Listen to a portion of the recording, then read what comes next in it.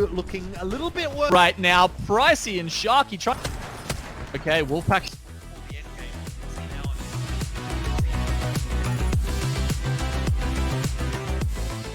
G'day and welcome back to yet another week of the ALGS Championship for APAC South. I'm back, which is great news, at least for me. Genome, you're back as well. Maybe it's a little bit weird for me to be introducing everyone back to the show after, obviously having a bit of a hiatus. But, how are you doing? How's things? How was last week, more importantly? I'm sure everything's been popping off for you and for Apex Legends in APAC South. Yeah, look, it's great, mate. I'm sure all the viewers, they haven't forgotten about you just yet. And I'm sure they're very happy to have both of us back for the entire weekend, the last 2 days of the group stage before we get to that all-important, the juicy, the day where we get all that money that actually someone sprinkles it down from the sky on top of the heads of all of the players, all of the 60 players who will be there in that final lobby, because, my lord, there's going to be a hell of a lot of it. Yeah, and well, speaking a hell of a lot, there's a hell of a lot of teams actually playing in the ALGS Championship this time around as well. We'd be a little bit more familiar with the Winter Circuit having X amount of teams. It seems like they've just blown that number out of the water here for the ALGS Championship, and these are the qualified teams. Obviously, you got to see all of them at some point last weekend, but looking forward to catching up, in my opinion, with the ones that we only got to see once, right? Those teams that we've seen play a couple of times, you get a bit of an understanding of where they're going to be sitting, but there's a few teams in there that still have a little bit to show us coming through for day 3 today. Exactly, right? There's teams that are actually in the top 10 right now that have only played 1 day so far. Teams like EXO have done amazingly on that first day, and we get to see them again today. Other teams like Reject, Reignite, South, Dreamfire, Tom Young Kung, and Wolfpack Arctic, all of these top teams that we know have got a chance to push up, past 100 points. There's only one team who's done that so far, and that was Rise Empire Taiwan, who have been having just a hell of a start to this tournament. Yeah, I think it's definitely worth mentioning. A few of the teams that are sitting at the top of the standings right now. You've obviously mentioned Rise already. Wolfpack Shadow have been doing well for themselves, which I like to see because I've always been a Wolfpack Shadow fan. I like the way that they play the game and how aggressive they can be and how exciting they are to watch at times. Obviously, it doesn't work all of the time, but when it does, it's always cool to see. And K7 as well. These teams coming through from Taiwan that we really didn't get to see all that much in the Winter Circuit have now come through into ALGS Championship and have almost, in a sense, done what Grape did in the Winter Circuit final. They've just sort of blown everyone out of the water, and it made it very exciting to sort of watch. Yeah, I mean, it was a late sort of run from K7. You gotta remember they used to be called Stinky B. I think they ended up something like 4th in the Winter Circuit playoffs. But yeah, before that, we hadn't heard all that much from them. And now, all of a sudden, almost like a little bit of a mainstay of this top 5, top 10, alongside, as you said, the Taiwanese brethren from Rise Empire Taiwan. So they've just had a phenomenal tournament so far. And yeah, really keen to see in the last couple of days how they go. Of course, those 2 teams won't be playing today. They'll be playing their last 4 matches tomorrow.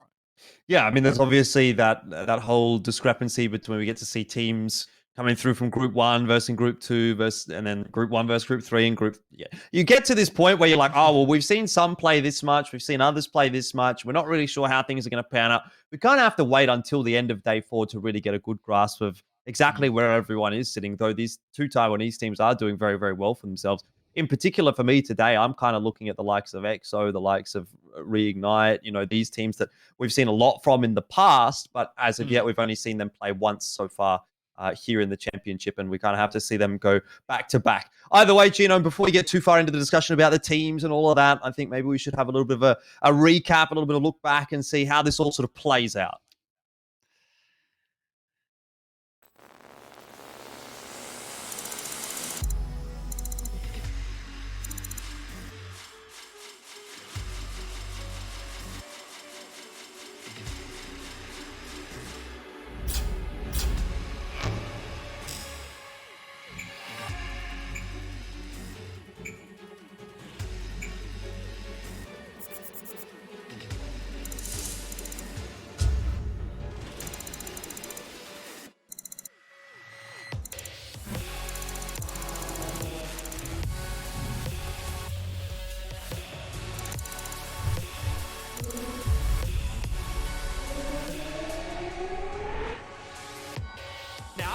time to go. They've done the damage. They've pushed in. They've isolated the fight. Bonbon goes down.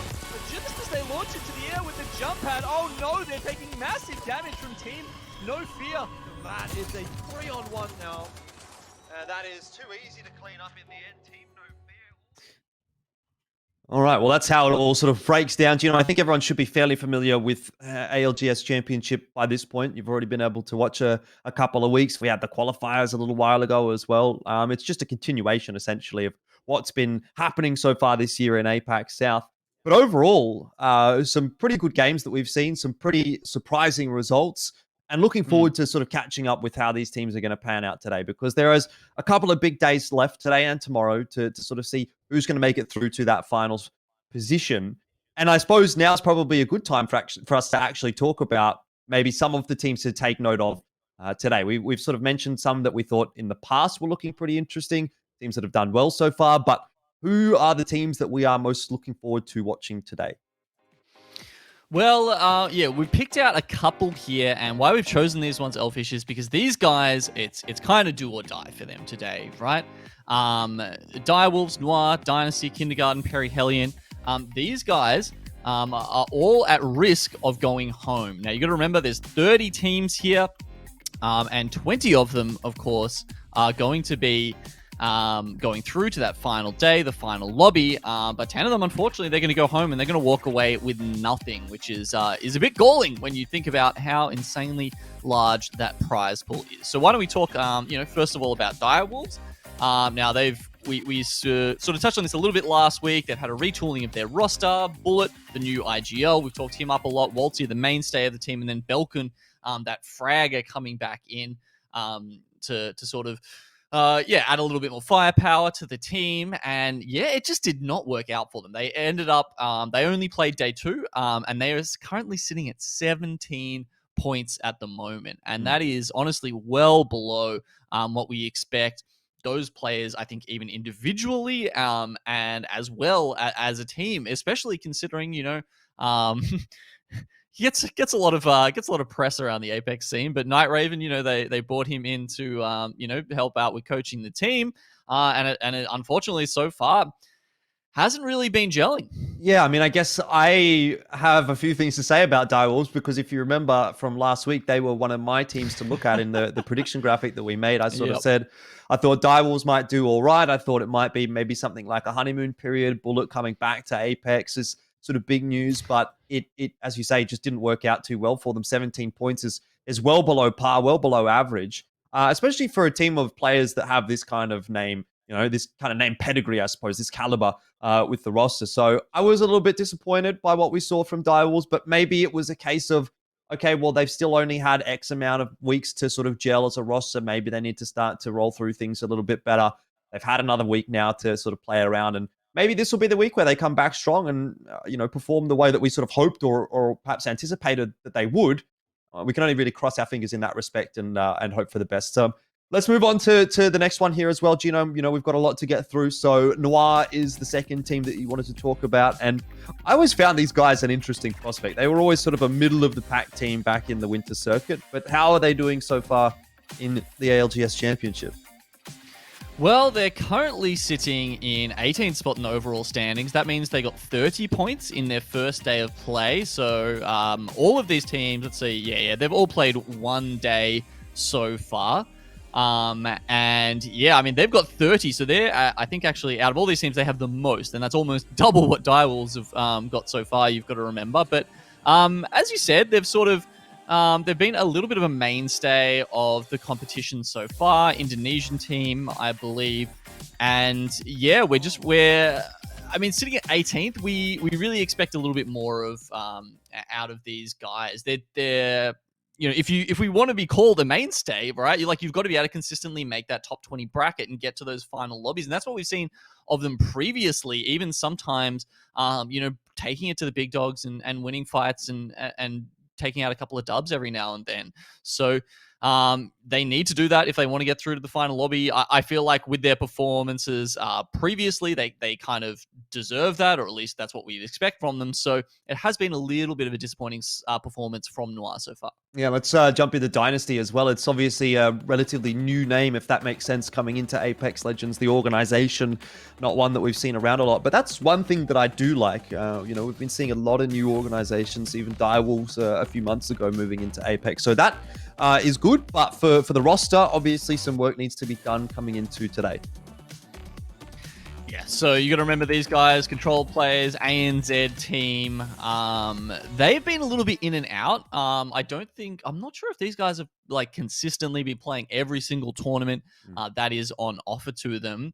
But they have put up some good results when they've come in and had a go. So I mean, obviously, like all the other teams, making it to that June 5th play day is all important. And so, yeah, just once again, these are all the teams we're looking at that have a chance to make their mark today and put it beyond doubt. Because, with 20 out of 30 teams getting through, a couple of good games is enough to put you in that stead. A win with a couple of kills on top of it, that's 20 points, right? That's more than some of these teams have racked up in their first entire day of play. And the same thing can sort of be said for Kindergarten, who's on 23 points. They're only a few above Dynasty, only a few above Direwolves, only a couple behind Perihelion and the likes of Noir as well, teams that we like to talk about quite a lot. So they're sort of in the mix as well, this team from Thailand. But again, they're sort of teetering on that precipice that if they have a bad day today, it might not be recoverable in day 4. That is the one benefit, though, is that they do still both, all these teams that we're talking about all have a couple of days yet to play rather than just the one. So there isn't all that pressure on them this evening.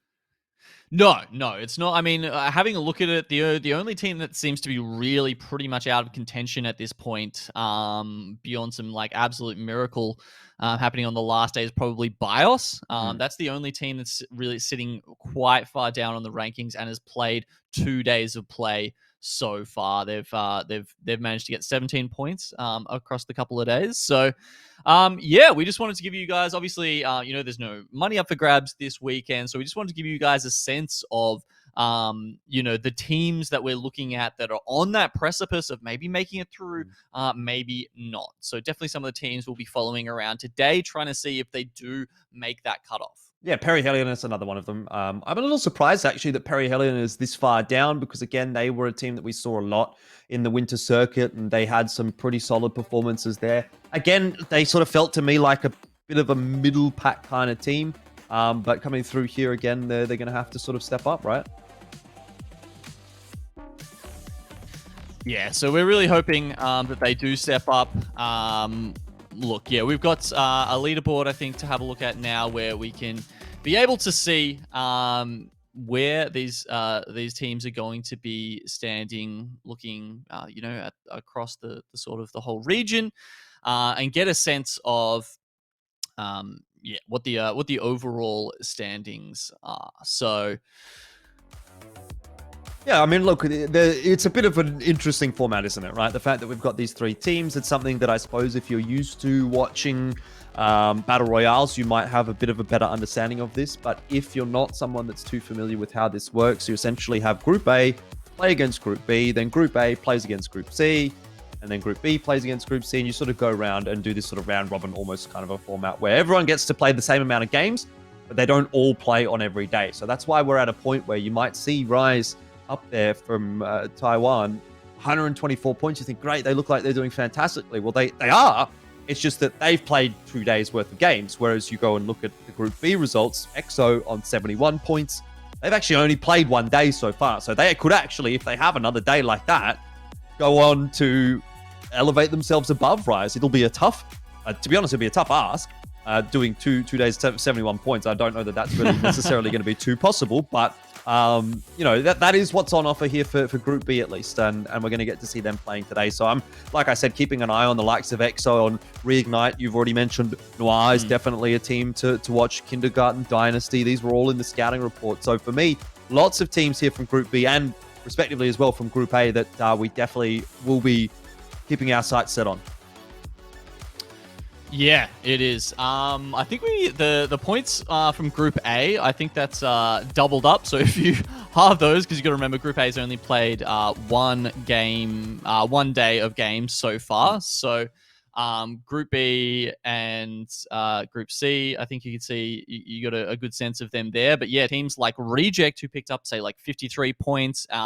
And just watching some other tournaments going on, we reference the FFL every now and then, obviously a very high level competition where we're getting a mishmash of APAC South and APAC North together to give us a really good sense of, if you have a lobby where there's absolutely no easy beats in it, who stands up, who plays well. And Reject have been doing very well in that this week. I think there was one day where they won, and I think there was another one where they came, they may be like 2 points off coming first place or something like that, and just barely got beat out by Rig.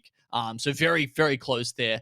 And I think they're, maybe heating up at just the right time, Elfish. Well, one thing that we should sort of touch on here as well, while we do have a little bit of time before the game starts, is actually the drop location for all of the teams that are going to be playing today. So we've got this new technology genome. It's called the Beacon, and it tells us where everyone's going to be headed, or at least where we think they're going to be headed. Things might change as the day goes on. And you can already see, if you take a look at the map here, that there are a few points of contention around World's Edge.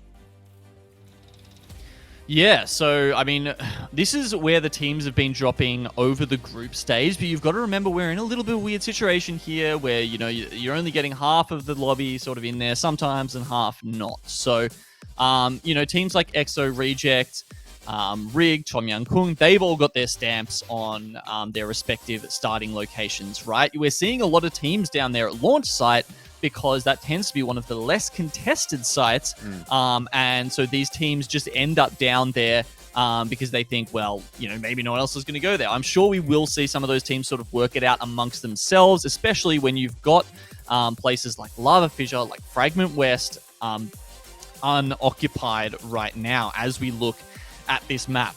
Yeah, I mean, even Harvester as well, Dome. Yeah. Like, there's a lot of really big points of interest that are completely uncontested at this point, and there's no way you're going to have 3 teams consistently dropping in launch site. That's just not going to happen. No, you might get 2 because, as you said, like it just tends to be one of those ones in APAC South where people have started contesting it if you're sort of towards the less desirable end of the lobby. And, a team like LCQ, we saw them getting contested again and again and really struggling to make it out of those early 50-50s. So maybe they can just luck out and be like, all right, we're taking Lava Fissure and hope no one contests it. Maybe go over to Geyser or something like that. Yeah, I mean, I think one of the interesting things to note about this map as well is in Overlook, we are missing Golden Cat, right?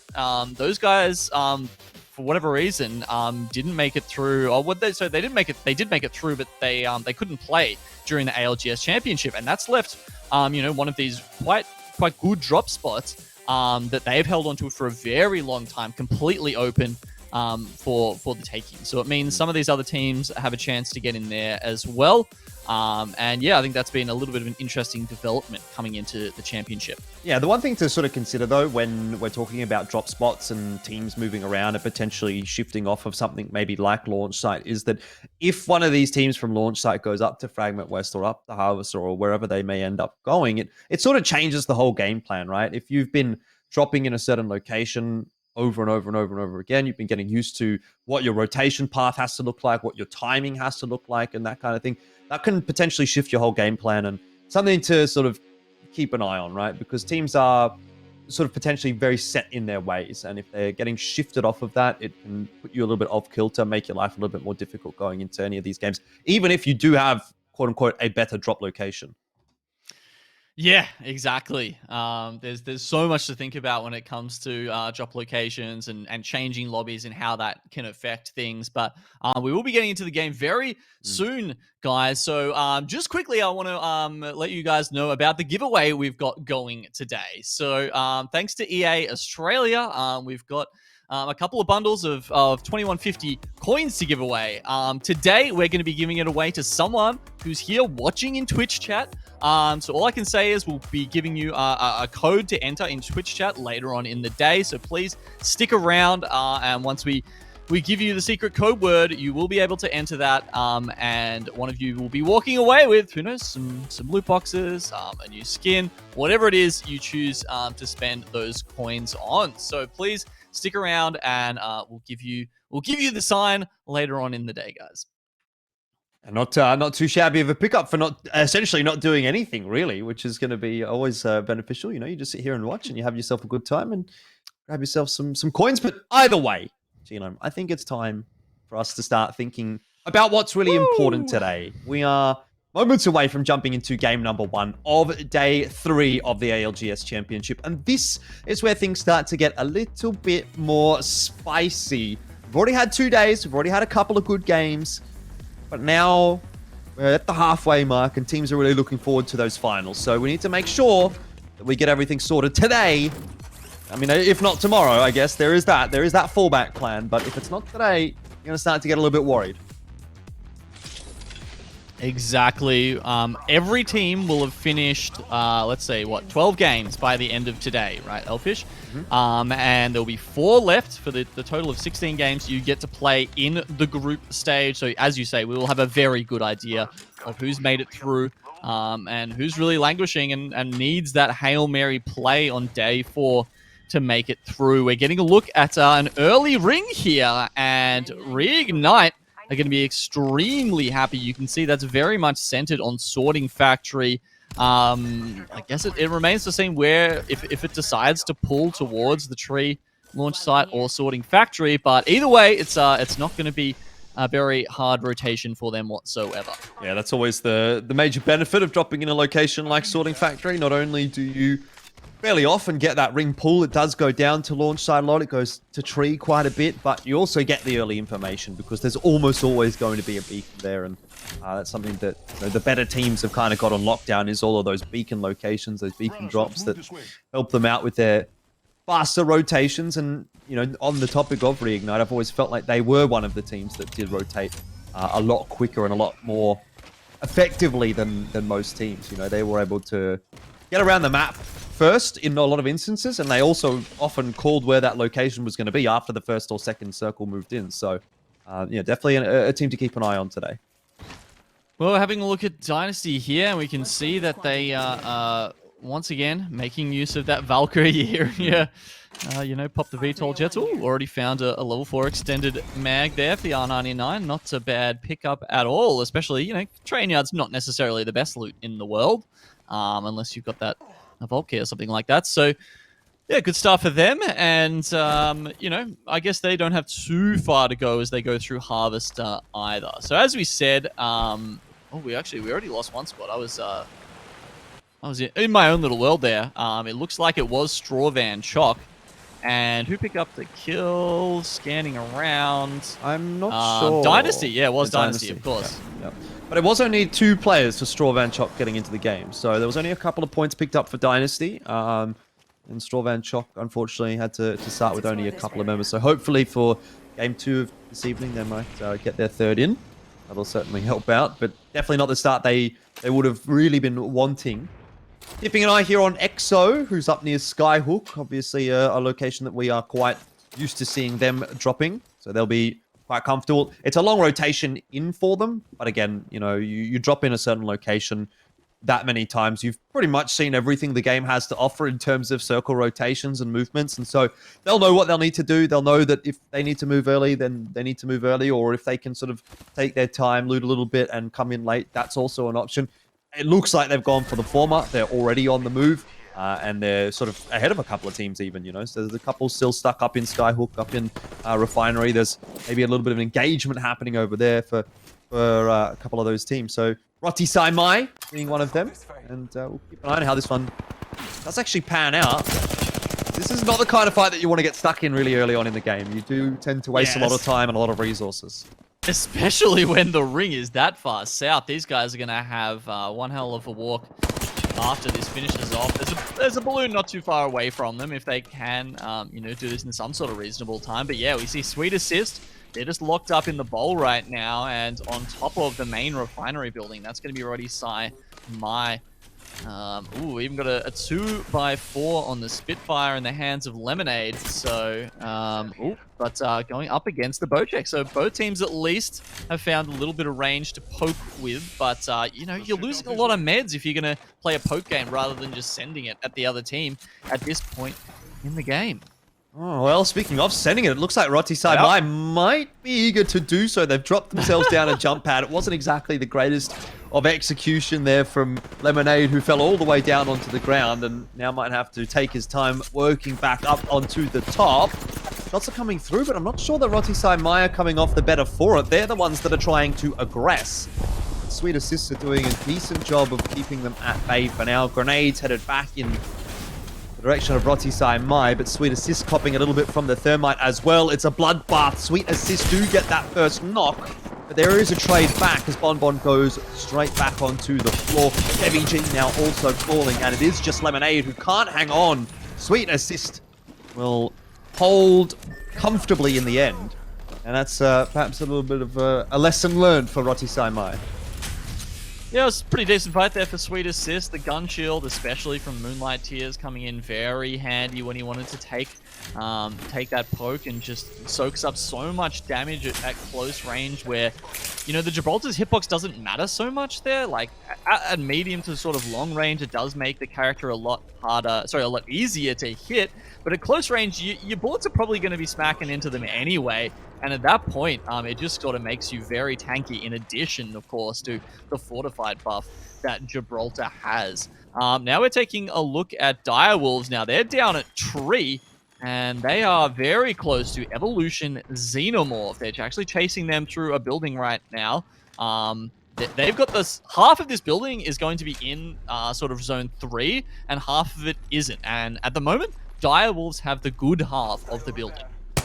Yeah, Waltzy also has Beast of the Hunt online. Not for too much longer, but doing a bit of scouting for the roster. They're not in a bad spot, as you say. They have a fair bit of time to play with here before the next couple of circles do move their way in, and they know that. So I dare say they won't be doing too much moving and shaking in the next 5 minutes or so. A team that may have to do a little bit of work is Team Dreamfire, who are just hanging around, keeping an eye on what's happening at Sorting Factory. They might have spotted out Perihelion, perhaps, because Perihelion is quite close by. Yeah, Dreamfire, very central in the circle right now. So, I mean, they do have the information about where this is going next, but, you know, maybe not entirely sure about where the ring's pulling after that, and therefore just sort of playing a spot that gives them a lot of options. Perihelion, as we can see there, that was the scan, I believe, coming through from Dreamfire right there. And they're sitting in the start of the banana in Sorting Factory, also in quite a central location. And that banana also offers you, you know, it's got a lot of access throughout Sorting Factory and a lot of cover as well. So a team really has to pull in hard if they want to take you out. We're also having a look at EXO. They are sitting on another one of the bowls there just outside Sorting Factory, and they're actually just watching Reject go past them now, and I think they've got a sense of them. They're on top, waiting for a 1-2-3. Definitely starting to go through. I don't know that there'll be much of a commitment here from EXO. I don't think they'll want to give up control of the high ground unless they get a cheeky knock or something like that. I mean, you can even see at the moment, Raki, if you take a look at sort of where his position is, he's sort of keeping an eye on the flank. He's making sure no one's coming behind EXO. So again, this isn't going to be a full commitment at all from EXO. Reject are going to be allowed to exit comfortably. They are forced to invest the portal, but not the end of the world. You can see they've just taken a geyser, and Tom Young Kung saw them take that geyser and also took some pot shots at them, but they actually didn't take too much damage. So they're sort of playing with fire a little bit here. Elfish playing with lava as they cross it. But and my lord, they've made it through the gauntlet of all the best teams. They've pretty much gone through EXO. They've gone through Tom Young Kung. They're coming up to Rig on their left as well. They need to find somewhere that they can play from, and they're really struggling to find a decent playable spot right now that's not going to cost them a lot of meds, because you can see they're taking a little bit of poke from Kindergarten, who've got the 3x Scout raining some bullets down on them. This is rough right now. Yeah, they definitely are.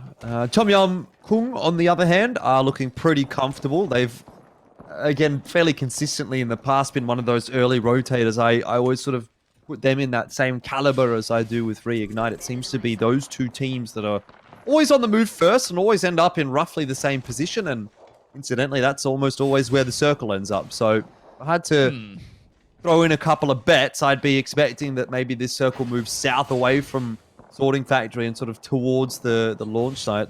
At least that's what Reignite and what Tom Yum Kung have, you know, figured out for themselves. Whether they're going to be correct or not, we do have to wait and see, but they are generally pretty comfortable. So, tell you what, Genome, Okay. since you've been listening to us for a little while, everyone at home, maybe we can throw in something a little bit more interesting here. We do have to get inside the minds of the team sometimes, and there is no better way to do that than to have a listen in. So let's hear what Reignite is talking about and what they're thinking about as this next circle shift is about to come through. Weirdo. Yep. Spot. I think there's like a box there he can sit. Bro, this guy is so dumb. One shot off now. Can you scan this side, Tim? Yeah. You guys Whoever can this scan Gibby me. is, like, I shoot his gun shield before he peeks Exactly. me, and he stands still peeking me. Who's that, Tim?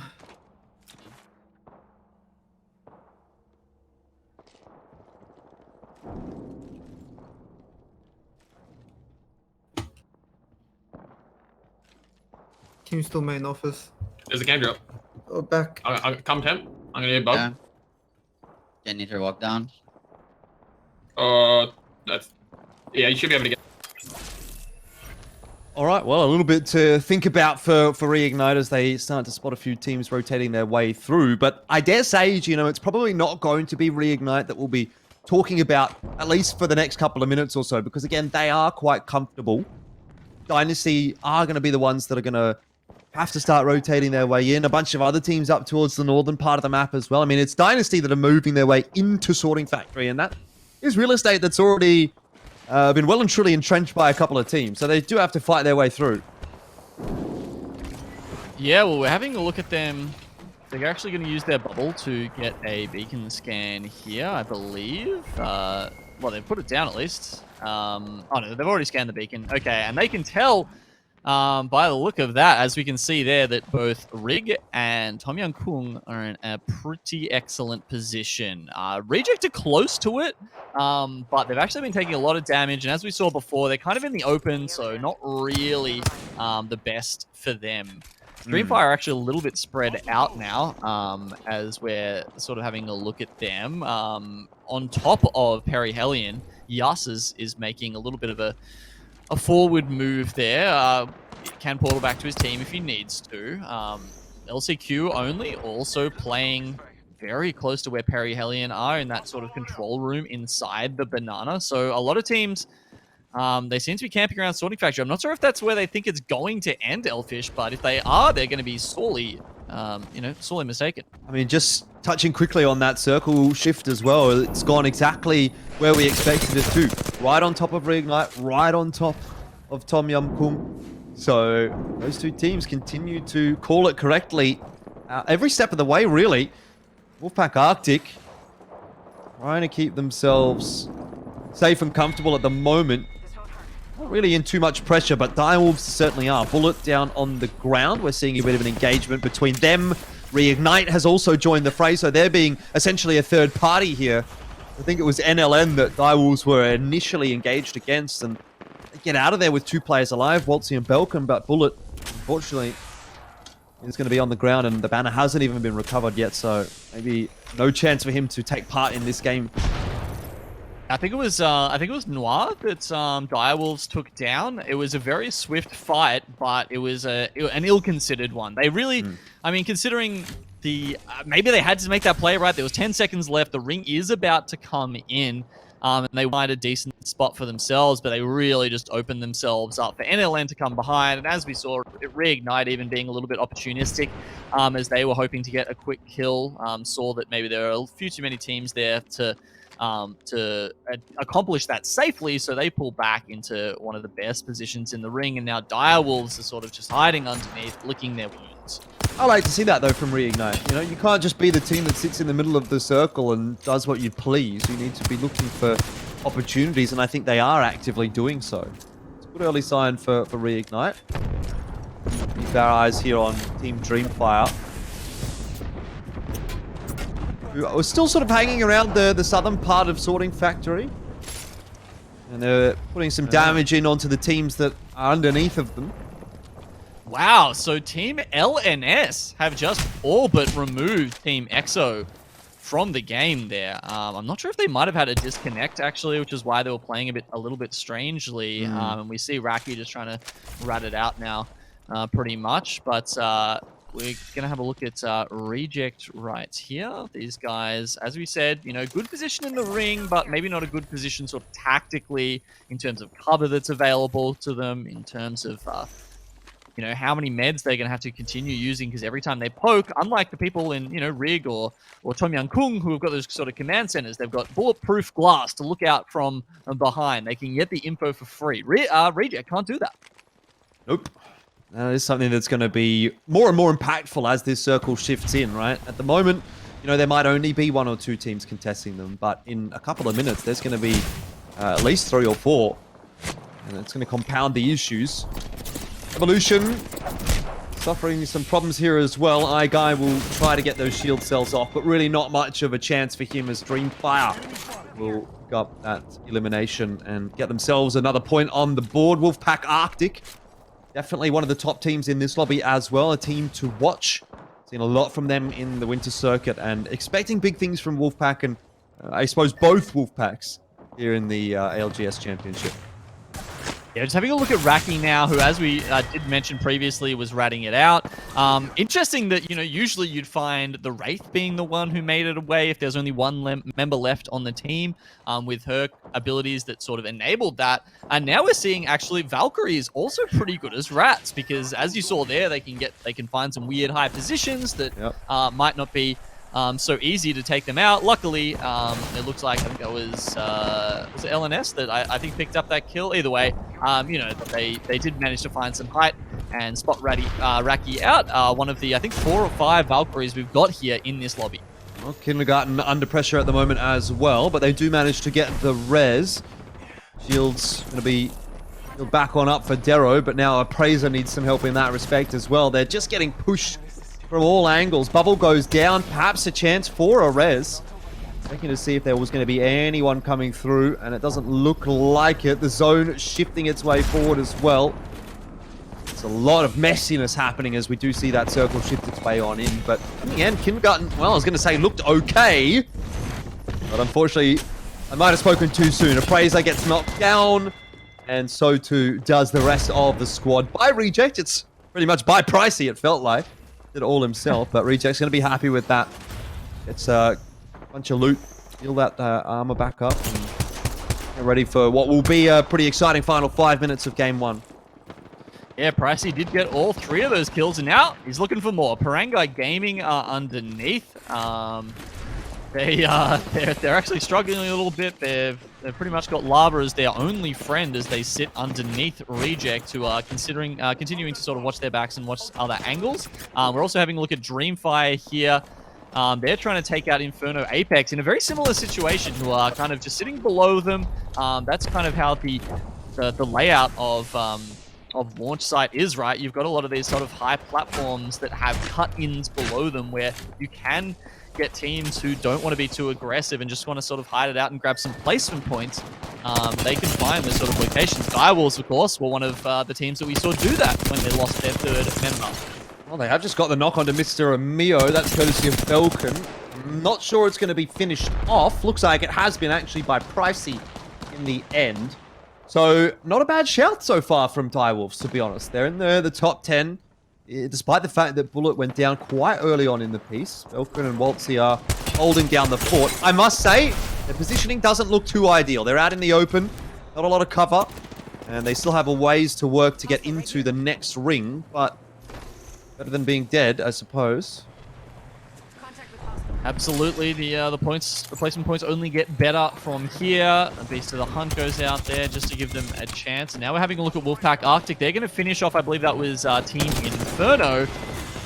One of the teams we had come through from our last chance qualifiers. Wolfpack Arctic had a good first day of play, but they need to capitalize on that if they want to get even further and possibly even get some seeding points. I think that's what they would be looking for, what they'd expect of themselves. Templex going big. We're seeing Reject here get a lot of points this game, and it's really rigged that have Godspot here coming into the final round. Yeah, Godspot is good, but it doesn't necessarily mean you're going to get the victory at the end of the day. Reject are looking pretty damn solid, pretty damn sharp as they finish off NLN and grab themselves some more points on the board. As you say, it's been a big game from Reject so far.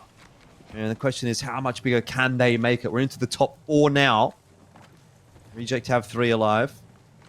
Reignite have 3 30 seconds until we get that last, the last circle come in there. And we've got Tom Young Kung, who have been sitting in one place pretty much the entire game. They're finally making a move right now. And they're coming out to play against Wolfpack Arctic here. The bubble fight comes out. Peacekeepers versus Avers. And it's actually going to be Wolfpack that comes out on top, but for about a 1/10 of a second as Rig take them out. It's so quick. Yeah, this is exactly what Reject needs to do. They're not giving any time for Reignite to breathe. They've decided to try and collapse upon them straight away. They might be a little bit too slow, but at the very least, they've taken control of the high ground. They've got the positioning. They've got Reignite stuck in a corner. They're burning them with Thermite. MT low, forced into the void. Will be able to get back out to safety while Sharky and Pricey try to take the fight. It's a 1-for-1 trade so far, but in the end, Reject will take away the win. And as I said, it's not always the case that if you take the gold spot at the start of the game, you're going to come away with a victory, because Reject really just seemed to be the form team. They were just rolling through everyone that game, and to be honest, I'm not surprised that they've come away with the win there, because they were unstoppable. They were so amazing in that game, Elfish. I mean, I kept being like, I don't know about this position. It looks a little bit scary. It looks a little bit tenuous, but they had so much presence that every single team that came even remotely near them was just taking huge damage. And all of a sudden, Reject to be on top of them, be wiping them out, be grabbing a couple of kill points. I think they ended up with something like 11 kill points to their name. So a massive start there for Reject. And as you said, just didn't give Rig even a second. Rig had the spot, and they gave it up to try and grab some of those last couple of kill points. I guess it seemed to be proven that that was not the right play if they were looking for the win. Yeah, still not a bad spot to be in for Tom Yum Kung. They managed to get themselves a top 4 finish. The same for Reignite. And the other team was Wolfpack Arctic that was in the top 4. So not too far out of the ordinary. You know, the teams that we have seen a lot, that we've become quite used to performing well here in APAC South, are continuing to do so today, all finding themselves a top 4 finish. I suppose the other team to sort of make a note of was Direwolves. Didn't do too poorly, but it's probably not the start to the day that they would have wanted, or maybe more so that they would have needed, given the position that they had found themselves in after day 1. Yeah, look, they they had that the early loss. I liked the position they took up. It looked like it could very well easily give them a couple of kill points and then just sort of work their way from there. But unfortunately, that fight that they had to take to try and move into the, I think it was maybe the 4th or the 5th ring, not the greatest. Now, I just want to notice something here. You guys might have noticed a little bit of a difference here in what Rig were doing this time, and that was Jin Burton is on the Octane. We haven't seen Rig. Well, actually, no. So they did a swap recently, and who was it? I think it was maybe Zero and Templex swapped Wraith and Gibraltar roles. And, they'd been looking a little shaky. Still a very, very good team, but, definitely not the sort of, dominating team that we'd seen in times past. And it seems they've had another shakeup just to try and further refine that, try and find their way back into the ascendancy in the APAC South region. And now we're seeing Jim Burton on the Octane. What an interesting development. I mean, we're seeing a lot of moving and shaking, I suppose, at the moment, aren't we? Because obviously Valkyrie's come in as well. So there's a lot of players that are going to have to move into learning a new legend and how that's going to shape the team compositions and that kind of thing. And so I suppose we're going to continue to sort of keep an eye on things and make sure that, you know, these teams are feeling comfortable moving into the next few weeks. But that's the beauty of esports, is that there's always something changing. There's always something to talk about. And there's always something to sort of keep an eye on. Speaking of which, time for us to keep an eye on things as we start to move towards game number 2. That's one game down for today. We've still got plenty more to go. It's time for us to take a short break though, Genome, and then we'll set our sights on game 2 of this evening. So don't go too far away. ALGS Championships coming back right after this.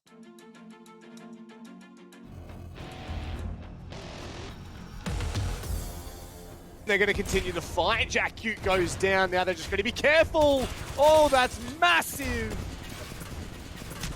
Can he get anything done on his lonesome? No, he cannot. It is going to be the EVA 8. Can he get away? Holding on to dear life with the rest of the team down. It's one hit away. No way. Oh, Savvy, what a clutch. that is absolutely massive. Surely they can't come out on top. Only one player to survive, one player between them and a first place finish here in map 1. 1v1. They're not just done yet. Player K hitting the jump shot, my goodness. Teams in Ghost Town right now. This is not going to be healthy, not for the fight, not for the longevity of fame. And just like that, pinned from both sides. How much more damage can they do? The answer is naught. As this ring gets extremely small. Oh, those grenades are doing huge damage now, and the teams are going to be forced to fight. So, my goodness, clean up like it was never anything else. In all honesty, Invader doing a lot of damage on the northeastern side. Really nice time for the bubble to come out. It allows Zero to push in aggressively. And it's just going to be them versus Reignite South. They have the high ground, but Rig currently are right in the middle of the circle. Jen Burton, he actually comes from behind. He waits for them to jump down. They don't realize he's there, and he just smashes them with the R301. Yeah, this is done and dusted. Goodness me, Reignite come out a champion. Needing to be so cautious with 2 men. Well, it's nearly a 2-man deficit. It's just going from bad to worse. Reflex will unfortunately go down. They've actually gone and pressed the teams, stuck with their backs against the wall, against the rocks. And as they slowly but surely put them into the meat grinder, they turn to nothing but mince. Exo, their backs are against the wall. Player K, he finds a little bit of higher ground on top of the boxes, can't do enough damage. Darrow just trying to peek out from behind, get some final kills. The win This may be shots. huge. Oh, what is this from Darrow? That is this another gnarly. clutch? That is absolutely disgusting. It may be, but they can't get up. The portals aren't going on top. The ring has closed over the top of them, and it's going to be Exo again. Now, you just saw for a second there, it's actually a Brazer who's just alive for kindergarten. In the meantime, Rise now getting into a fight, and well, that is an onslaught of damage coming the way for Rise. Now the rotations happen. They're pushed out of their safe space in the building. The Arc Star is going to land on Xiao Kai, stopping him down, and that'll leave him standing for just long enough that they can put him on the ground. All of the teams now doing massive damage to each other. 2 squads left, and it'll be Rise. Around. All of a sudden, Evo's heard the bullets, and I think Evo might be coming in from behind Bearclaw Gaming, or at the very least, they will then be the recipients of what is a bit more of a zonal hold. There we go, now starting to find the kills. It's Jabib trying to do the damage, and what they've got to be careful of is that they don't get done in the meantime. It's not to be. Rise, they're still in this and they're still fighting, not giving them a second's breath. It's going to be down to the wire. Kentung is the only player that remains. Can he get it done?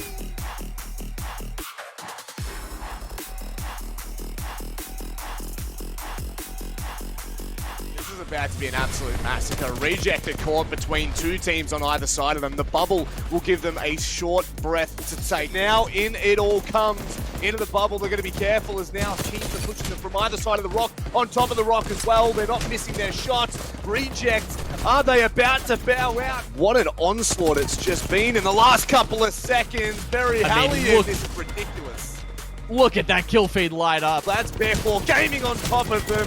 See you later. The kill points are massive for them as well. The bubble may give them room. That is incredibly played from Bigsy. Can he get any more damage done inside of the bubble? Can the team support? You bet your bottom dollar. 4 squads are left, Rob. K7 have been in the middle of this for quite some time. Rise trying to add another big scalp to their name, and Pricey goes down. Sharky is removed. The MT trying to make them pay for something at least, but he can't seem to do it. They've still got 3 members alive. How do you even kill these guys? Finally, one of them goes down, and K7, that's it. They get the knock, and they are going to jump head straight into their death from above, and K7 Esports again. So when that team starts to decide to push in, Bearclaw Gaming have to get the damage done. And inside the bubble fight, it's not favoring them at all. Sun Series can't hold on for long enough. BJ looking for some grenades here. They want to be able to cut off routes of entry and exit for Rise as they push into this final 3v3 fight. Red Armors on the side of Reject will give them a little bit of an advantage. And it's not enough to stop Rise Empire Taiwan. The worst part about this, for the fight that is taking part where K7 and Direwolves are, Perry Hellion will be joining the fight as well soon. But Direwolves may not live to tell the tale as it stands. K7 have done an incredible job. Arthane goes down. Sage and God, what damage can he inflict? It's got gaps that might be the only to remain. It's going to come down to the wire. The fight's now starting to be forced by K7. That's allowed Wolfpack Shadow the time to breathe. But it doesn't matter because the damage being done by K7 is enough to secure the dub. And just like that, he has the timing here. The jump pad comes over the top, but Chris absolutely lasers a couple of players dropping in. Oh no. Bullet goes down. That's the Gibraltar. This isn't good. Still a minute 30 before we see everyone forced into it. A nice timing on the dome. Just gets him into position. Jumps on the other side. Can he find the kill? That is secured. Evolution Xenomorph look like they're in a prime position to be able to fight this out. Take the engagements and win. Close quarters, no. Oh, it's only one player left. But Jack Dude should be able to absolutely miss them. Sneak away in time, but they run right into Tom Young. And now the question is, what damage can they get done? None at all. See you later. That's Rise being taken out of the 6th and final match. What can they get? Well, Dexter is currently putting down his portal, just trying to make sure they've got one to move around with, but they need it. Here we go. They're moving down to try and make this force this fight, and Invade have done it very well. They had the high ground, they got to choose when to engage, and that means that they walk away. A Thai team this time with the victory.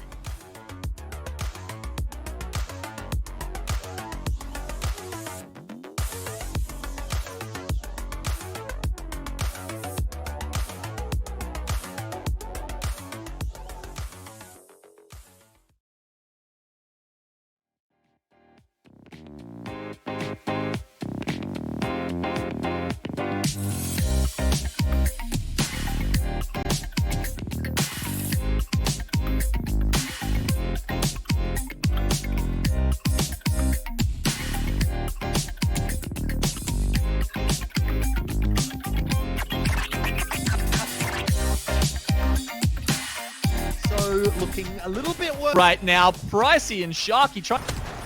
Okay, Wolfpack.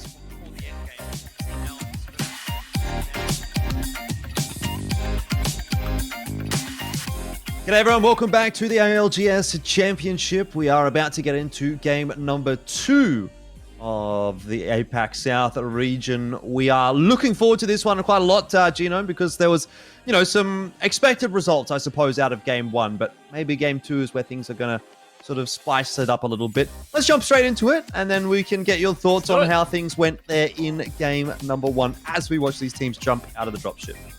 It was a little interesting, wasn't it? Some of those, the teams that we really expected to perform well found their way into the ring. They predicted it very well, especially Tom Young Kung and Reignite. And as a result, they came away with a stack of points. Tom Young Kung actually, uncharacteristically, probably a little bit Didn't get too aggressive. Didn't need to throw themselves at other teams to try and find those kill points. They've been another one of those teams that's actually changed up their composition a little bit. We've seen them actually bring in the Valkyrie as well, and that kind of doesn't surprise me too much, Elfish, because they've always been. You were calling them early rotators last game, but they've also always been early adopters. They've also been one of those teams who likes to try out these new thingos. But here we go. We've got another fight over at Train Yard. We saw this last game as well. It's not looking too good for Dynasty at the moment. Down a player. Maybe they'll be able to trade things back as On-Road does drop. And it's a mess all over the place, isn't it? You've got an Octane jumping straight into the thick of things. And Dynasty, all of a sudden, it's down to a one-on-one. I'd have to imagine Floors not feeling too confident about this situation. Will just fly his way back up to the high ground. There was actually a med pack right in front of him, which he either didn't need, didn't want, or didn't see, and has just decided to scoot away and look for the shields. So not looking like a great start here for Dynasty, unfortunately, in game 2. So Abijai, the Bloodhound, is trying to work out where his single opponent left has gone. Well, I say single opponent. I probably shouldn't say that, because Zaratas from Wolfpack Arctic has also just decided to come in. He's actually spotted him from above. He was just about to get a res off, and then Zaratas trying to put an end to Strawvan Chok here. He's going to jump down. There we go. You can see he's been scanned out by the Bloodhound, but at this point, he's got purple armor. Oh my god, he's about 20 health left. This looks like it's definitely going to go the way of Wolfpack Arctic. Tries to sneak a bullet through the stairs, and there it is. That's goodbye to Strawvan Chok. Yeah, unfortunate, you know, always wanting to be that third-party team to come through as opposed to one of the two initially fighting. And Wolfpack Arctic have said thanks very much for the 3 points. Definitely a good start for them. And now they have control of Train Yard as well. Looks relatively uncontested, although it's more than likely mostly looted already. Last chance qualifier only. We'll need to be a little bit careful heading into the direction of Train Yard, because that is where Wolfpack Arctic was residing. Zaratas is still hanging around there, though Kissans and Twizzy are still up at countdown, so maybe it'll actually have to be Zaratas that's a little careful here. Should be getting the info early on in the piece. Here's the jetpack up onto the high ground and decides now is the time to skedaddle. Yeah, of course, that's why you send your Wraith in to do the dirty work, because if things go wrong, if another team rocks up and has also had the same idea as you, thinks about third-partying, cleaning up some of those fights, you can just get out pretty easily with the Into the Void. Gets a little bit of nice loot there, just to make things even better. I'm just having a look at around for some zone info. And, oh yeah, it looks like Kindergarten have seen it, and it's going to be very much a Skyhook circle. Yeah, Reject and EXO, two teams that drop up towards Skyhook, also both going to be having that information. Oh no, actually just Reject. EXO hasn't got it at this point in time. But either way, both teams will be pretty happy with the way that this circle does end up shifting. While on the other hand, a little bit of moving and shaking needing to be done for them. They are actually one of the teams that's furthest away from this circle. The other one being Parangai Gaming 2, who are down at launch site, but are working their way past Tree now. Both teams have got a long, long way to go. And for the majority of this game, they're probably just going to be on the move, which is never a fun time. Yeah, sometimes it's nice to have a place to call home, you know?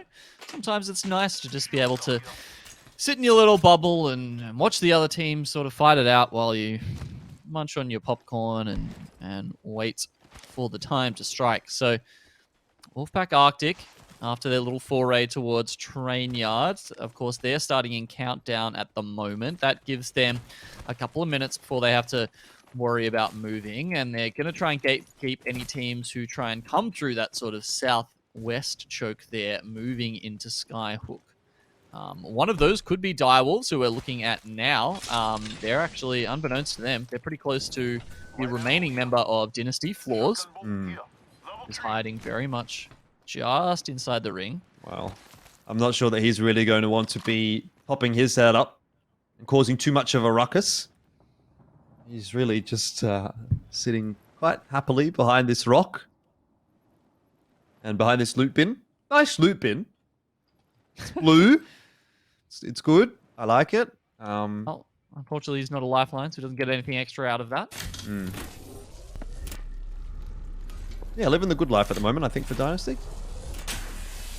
Yeah, so with that one team going down, Straw Van Chock and of course his teammates going down as well in Dynasty. We've got 5 people down, and it could be a little while before we see anyone else bite the dust, Elfish. That's just how these Skyhook circles tend to play out. You know, it's not like a Geyser circle where every circle seems to sort of, you know, force at least 3 or 4 teams to make their move and then inevitably get crunched as that ring moves in. Skyhook just, especially like this one, it's just focused very much on the city. It means all the buildings are going to be in play for quite some time.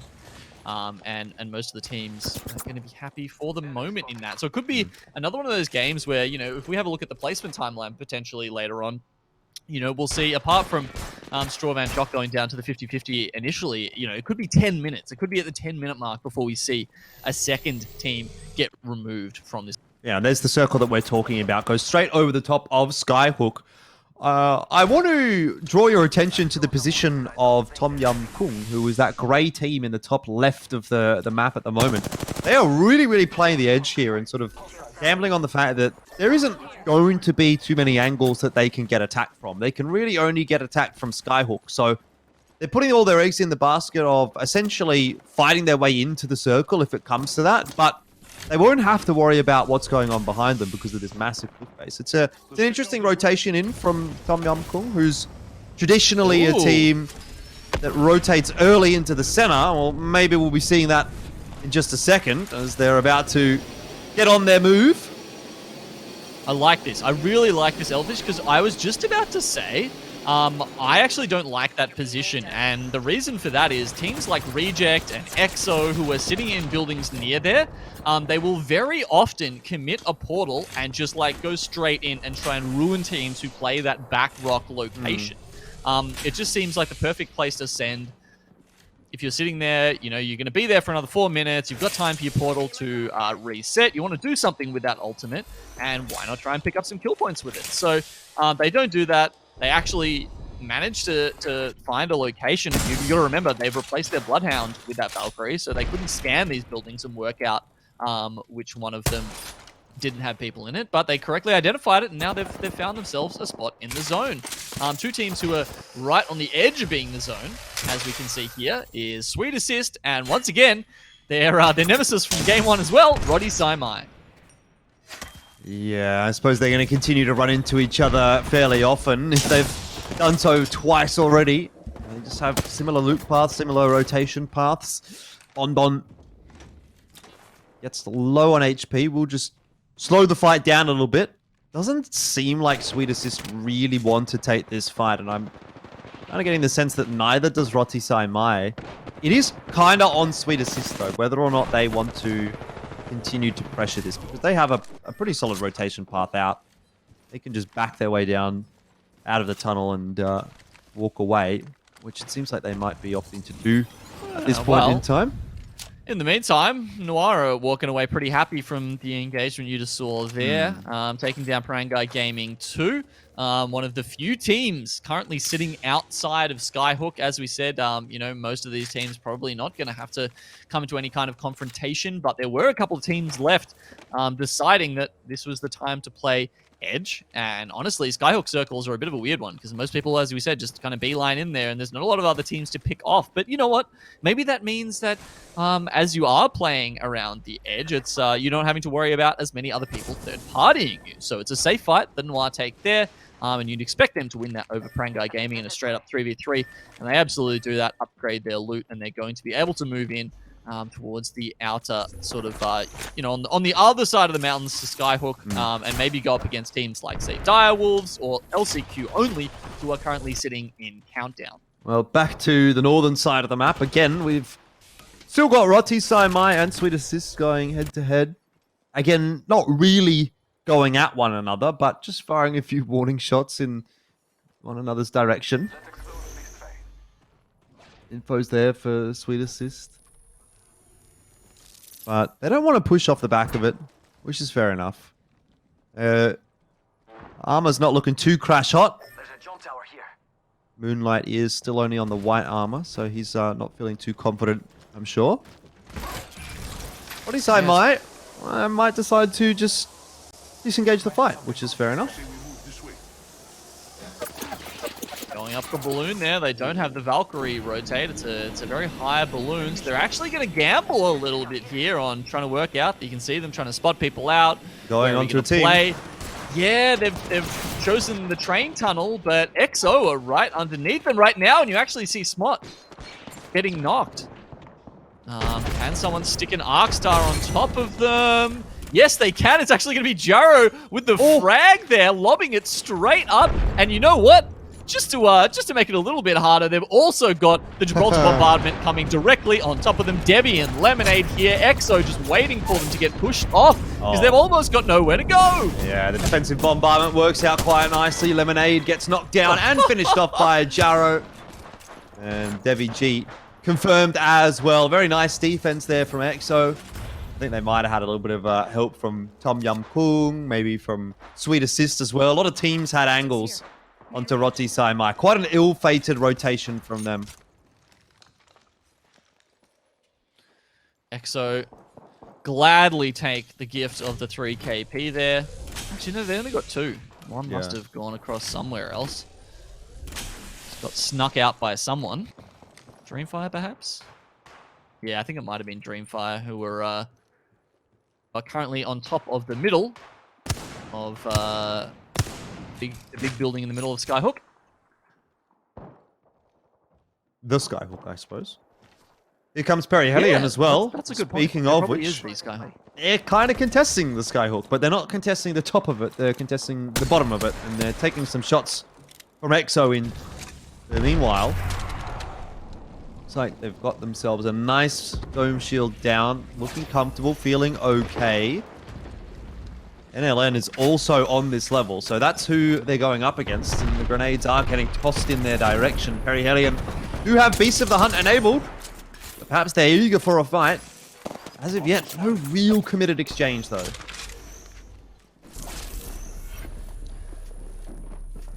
Here we go, you can see the teams scanning each other. They're worried about all of the other teams that they know are lurking in those buildings that might have angles on them and be able to contribute to this fight. In the meantime, we're just going to switch over to Noir, who are chasing Sweet Assist. They've almost completely wiped out the team. There's one left, and there we go. It's actually going to be Chambers from Tom Young Kung who gets that finish. But I believe Noir will at least get credited with a couple of the kills there, and they're now sitting on 4. Really being the most successful team playing Edge thus far. Dynasty Floors, he's still alive in case you guys are wondering, just hanging out in trials. He's found a nice little spot for himself over there. He's going to have to move in just a second. I'm not sure if he can get to any relative safety or if he has to really move quite a distance. Either way, we'll keep you updated with his positioning. Team Dreamfire, speaking of positioning, are the team to beat at the moment. Up on top of the Skyhook. You can see how easy it is for them, really. They get to choose whenever they want to take a fight. It was Ems that's been putting a bit of damage onto the EXO roster. Actually, no, it's not even EXO anymore.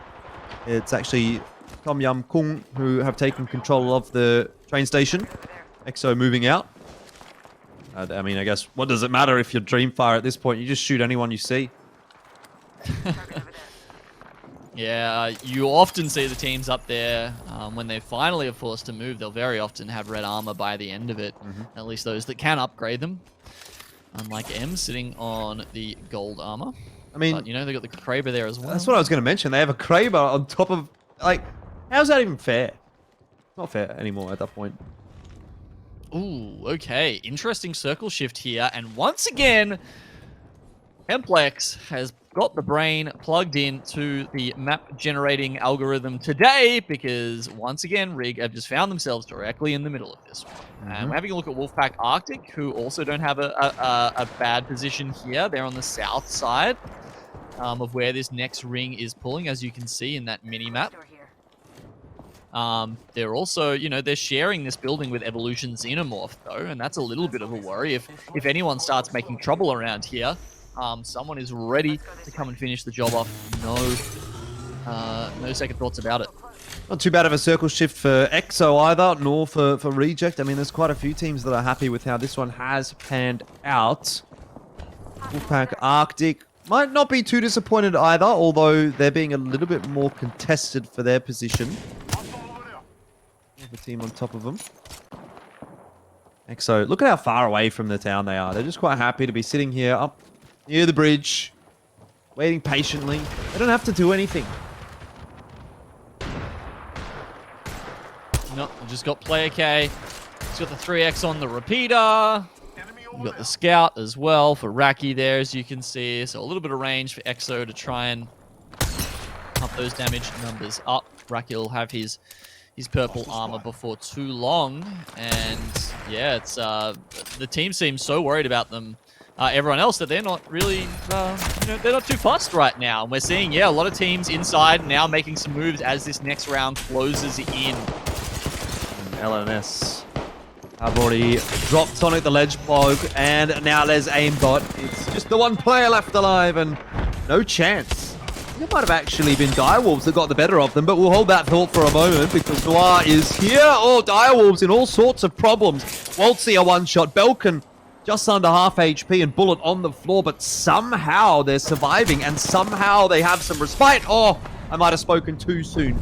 Noir has arrived, and Waltzy now taking a breather on the floor as well. Belkin tries desperately to survive, gets a helping hand from the Wolfpack.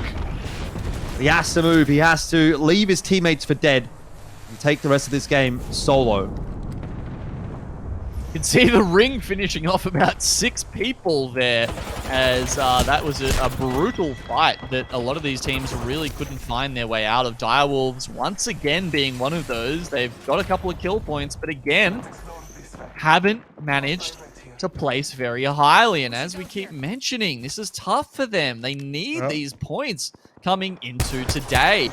As the next circle closes, EXO will be happy about it. We can see here they'll have to move forward a tiny bit, but they'll still have some space here at the back of Skyhook. Reignite, they don't have, they're in one of those buildings where it's not really a building. It's just like kind of like that indoor market sort of scenario. So it's very easy for people to send against them. They're going to have to be very careful using their Gibraltar bubble, all those kind of resources as these other teams look to move in. But at the moment, there's just a lot of other teams fighting, especially on the south side. Inferno Apex do have a bit of distance to cover as well. On some droning. We're going to get an EMP out here or not. Looks like this is really just more of a scouting mission than anything else. Inferno Apex now recognize perhaps there's an opening. Perhaps we can take control of this building. We'll send the way forward with the portal. Make those rotations in. Hasn't worked out too kindly. Some shots as they exit the portal. Team Dreamfire also keeping themselves quite healthy. They'll have to move too.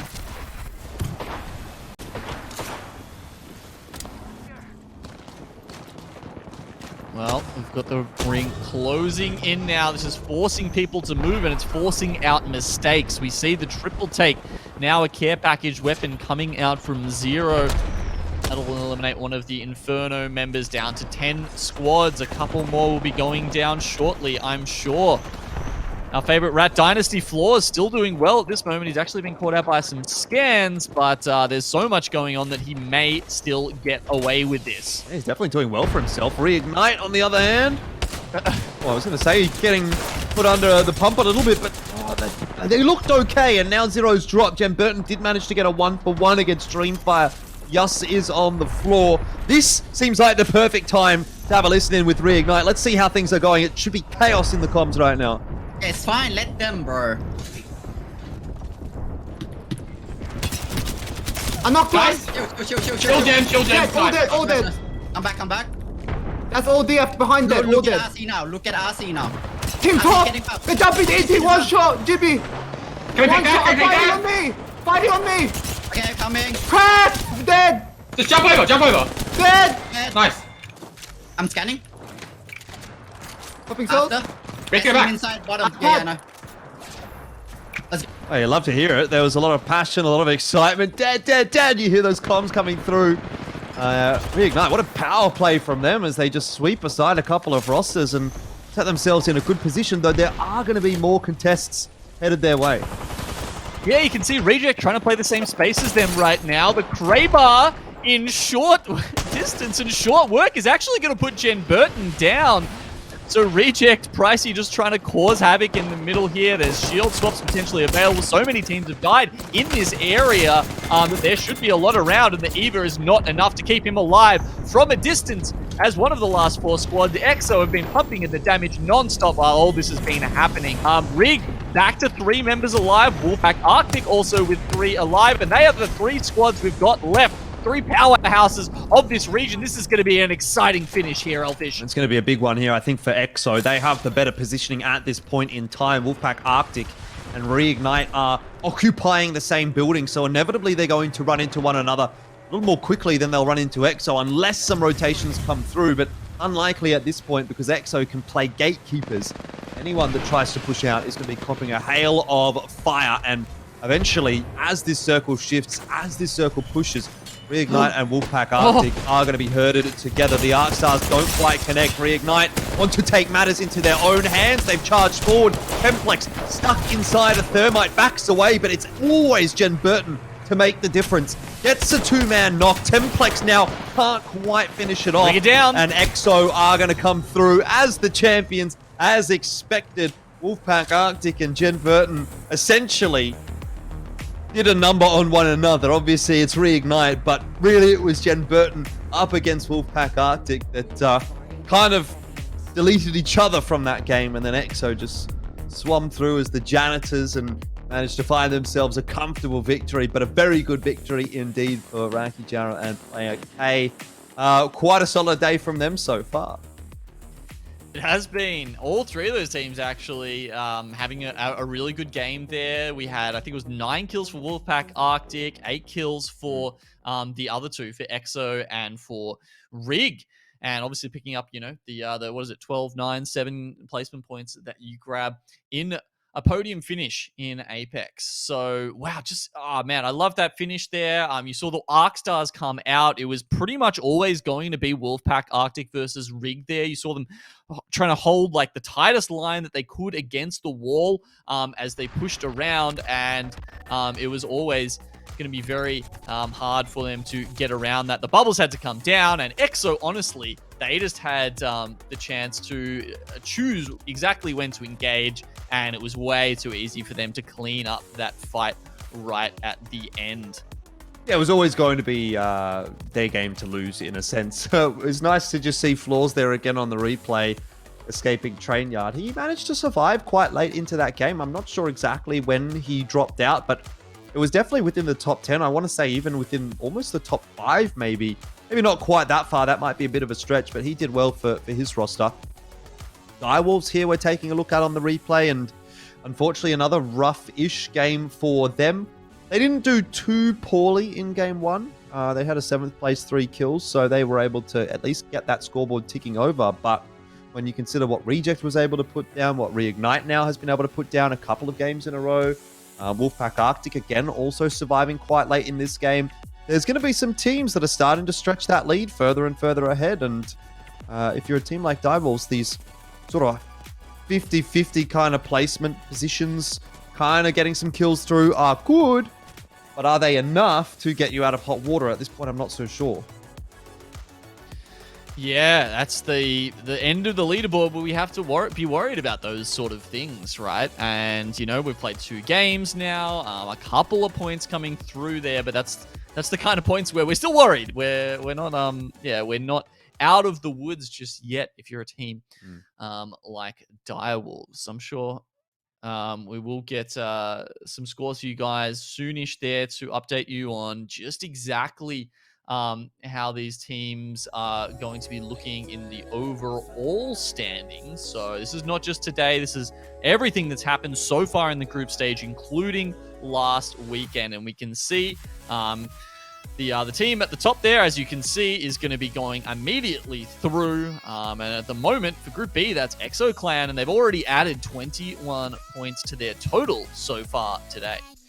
Yeah, they were a team to kind of keep an eye on. I can't remember exactly what it was. I think 71, right, when they came into today's match. And so if they're able to put that kind of number on the board again, we're probably going to see them run away with things quite comfortably. Rise did manage to play 2 days already, right? So that's kind of the benchmark. 120 points. If you get that out of your 2 days, you're probably feeling pretty happy. Rise have been able to do that. We can look towards the likes of Reject, the likes of EXO in that chase. Reignite as well. They're on 83 points. They're still sort of close by. So a few teams definitely in the mix. We've still got 4 more games to go for today. A couple of very good ones already.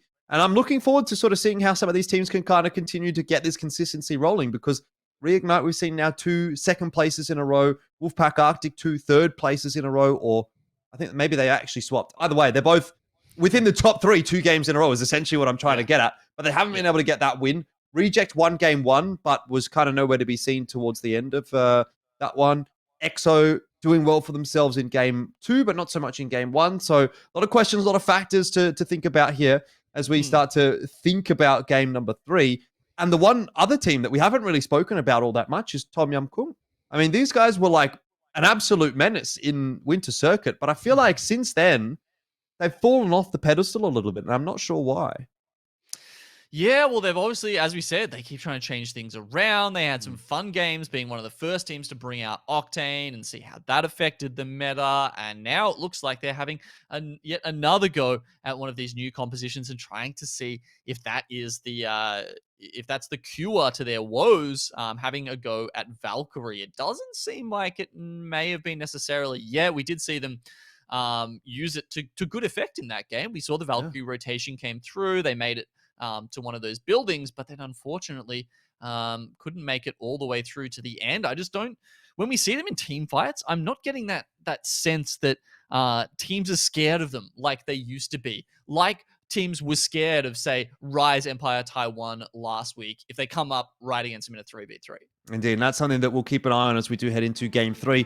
But now it's time for us to head into a break. We do have some fresh stuff for you guys to keep an eye on, though. This time it's an interview with Direwolf, so enjoy that while we take a little quick one. Hey everybody, we're back with another interview here today.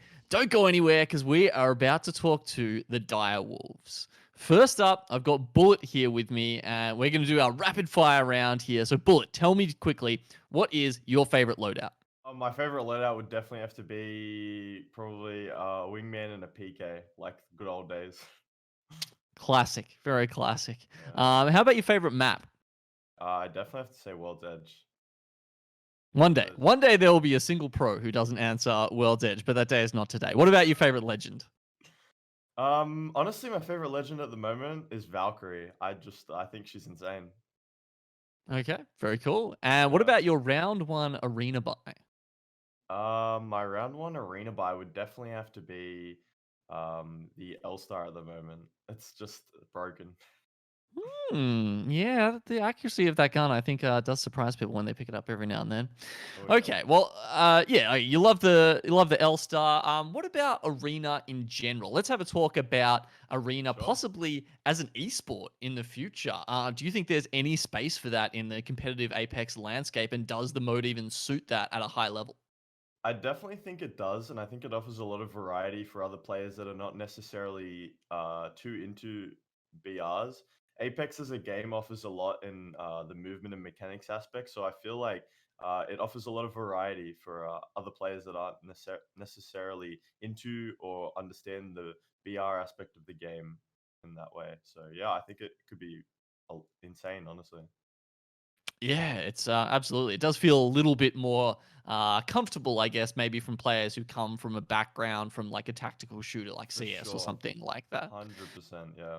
What about the rest of the Season 9 balance changes that we've come through? So I'm thinking about stuff like the starter kit, especially, was a big piece of it for me. So starting off with the shield and the meds, how do you think that's affected the game? I think it's honestly really awesome. It gets rid of, I mean, not having wide armors in the loot pool is huge. Like that's a massive update, something people have been asking for a while. I think just in general, it was a big quality of life update to the game. Like there's some awesome changes. it's nice that they went in and they fixed the bow check straight away. Like, just some really good responses by the devs, and this update overall has been just amazing for the game. All right, everyone, we've got the next player from the Direwolves here with me. It's Waltzy. How you doing, mate? We're just going to get some quick answers from you. What is your favorite loadout? I mean, that's pretty easy. Probably the Volt Evo. I'm a very close range player, considering one controller, so easily my favorite Control. loadout. I thought you being a control player might come up at some point. So good start there. What about your favorite map? Season 3 World's Edge. Just bright, vibrant. Love that map. Very specific, at least. Season 3. Yeah, Okay, yeah. that's nice. What about your favorite legend? I mean, at the moment, stuck on Octane. Just Octane Stim is just, I don't know, super overpowered, especially on controller again. all about the sticks. All right. What about your round Yeah. 1 arena buy?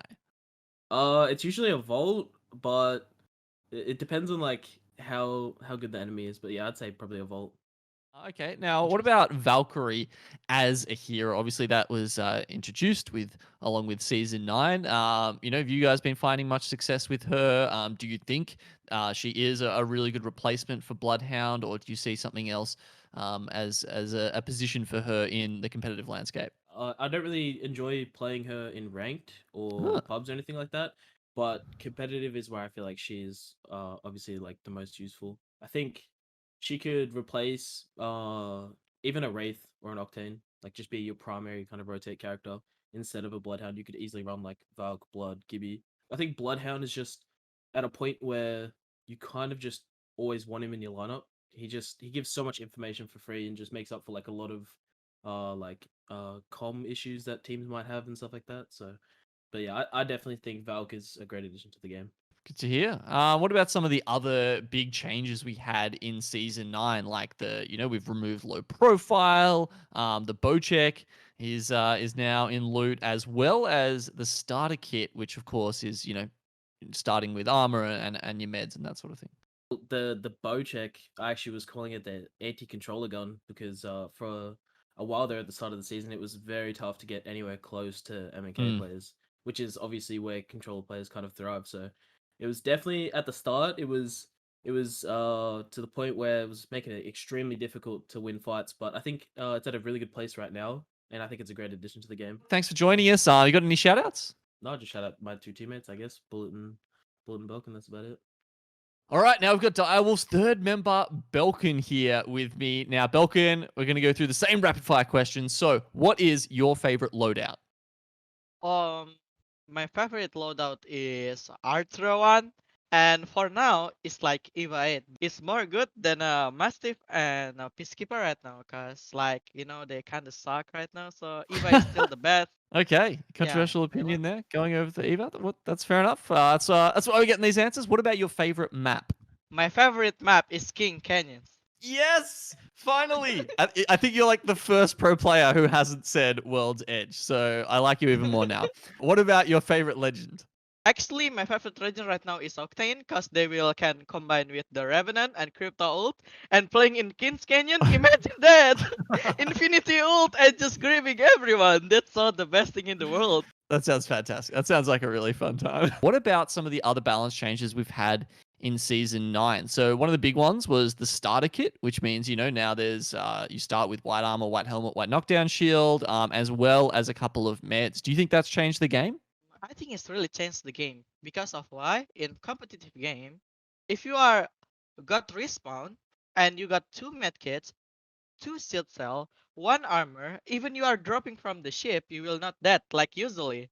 If you have the white shield and maybe 2 shield cell and 2 syringe, even you are racing in zone 1, you can just let your teammate run and you still have a syringe on it. Like don't really take too much damage on the ring. So it's really changed the game. All right. Thanks a bunch for coming in and doing the interview with us, man.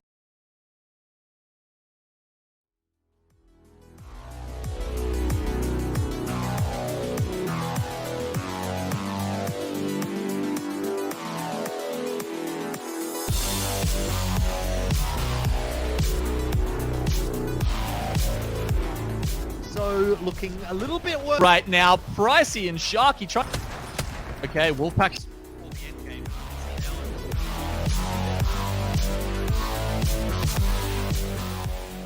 G'day everyone, welcome back to the ALGS Championship. We're here for the APAC South region. This is day number 3. And incidentally, we're actually also about to jump into game number 3. Gino here with me, obviously, and we've been having a pretty good day so far. Again, out of game 2, I want to say I don't think we saw anything too out of the ordinary. You know, the teams towards the top continued to stay towards the top. We'll see that represented on the scoreboard as well. You'll look at Reignite, you'll look at Reject, you'll look at Wolfpack Arctic, EXO, Tom Yum Kung. These kinds of teams continue to pop up in the top end of the standings. And this evening, they've also continued to maintain top placings for the most part in our first couple of games. Yeah, looking at the teams who are at the top of Group A and B who are playing today, as you say, definitely reflected in how they've been going so far in the early games. It's been, a little bit of business as usual. And at the end of today, all 3 of these groups will have played the same amount of games. And that means we're seeing teams from Group A and B now start to catch up to some of those teams in Group C. And it feels like there's every chance that a team like Reject, like Rig, and possibly EXO could catch up to the current leader overall, being Rise Empire Taiwan. Yeah, who had a great performance, perhaps an unexpected performance. I feel like you got more surprises last week than what we've been having so far today.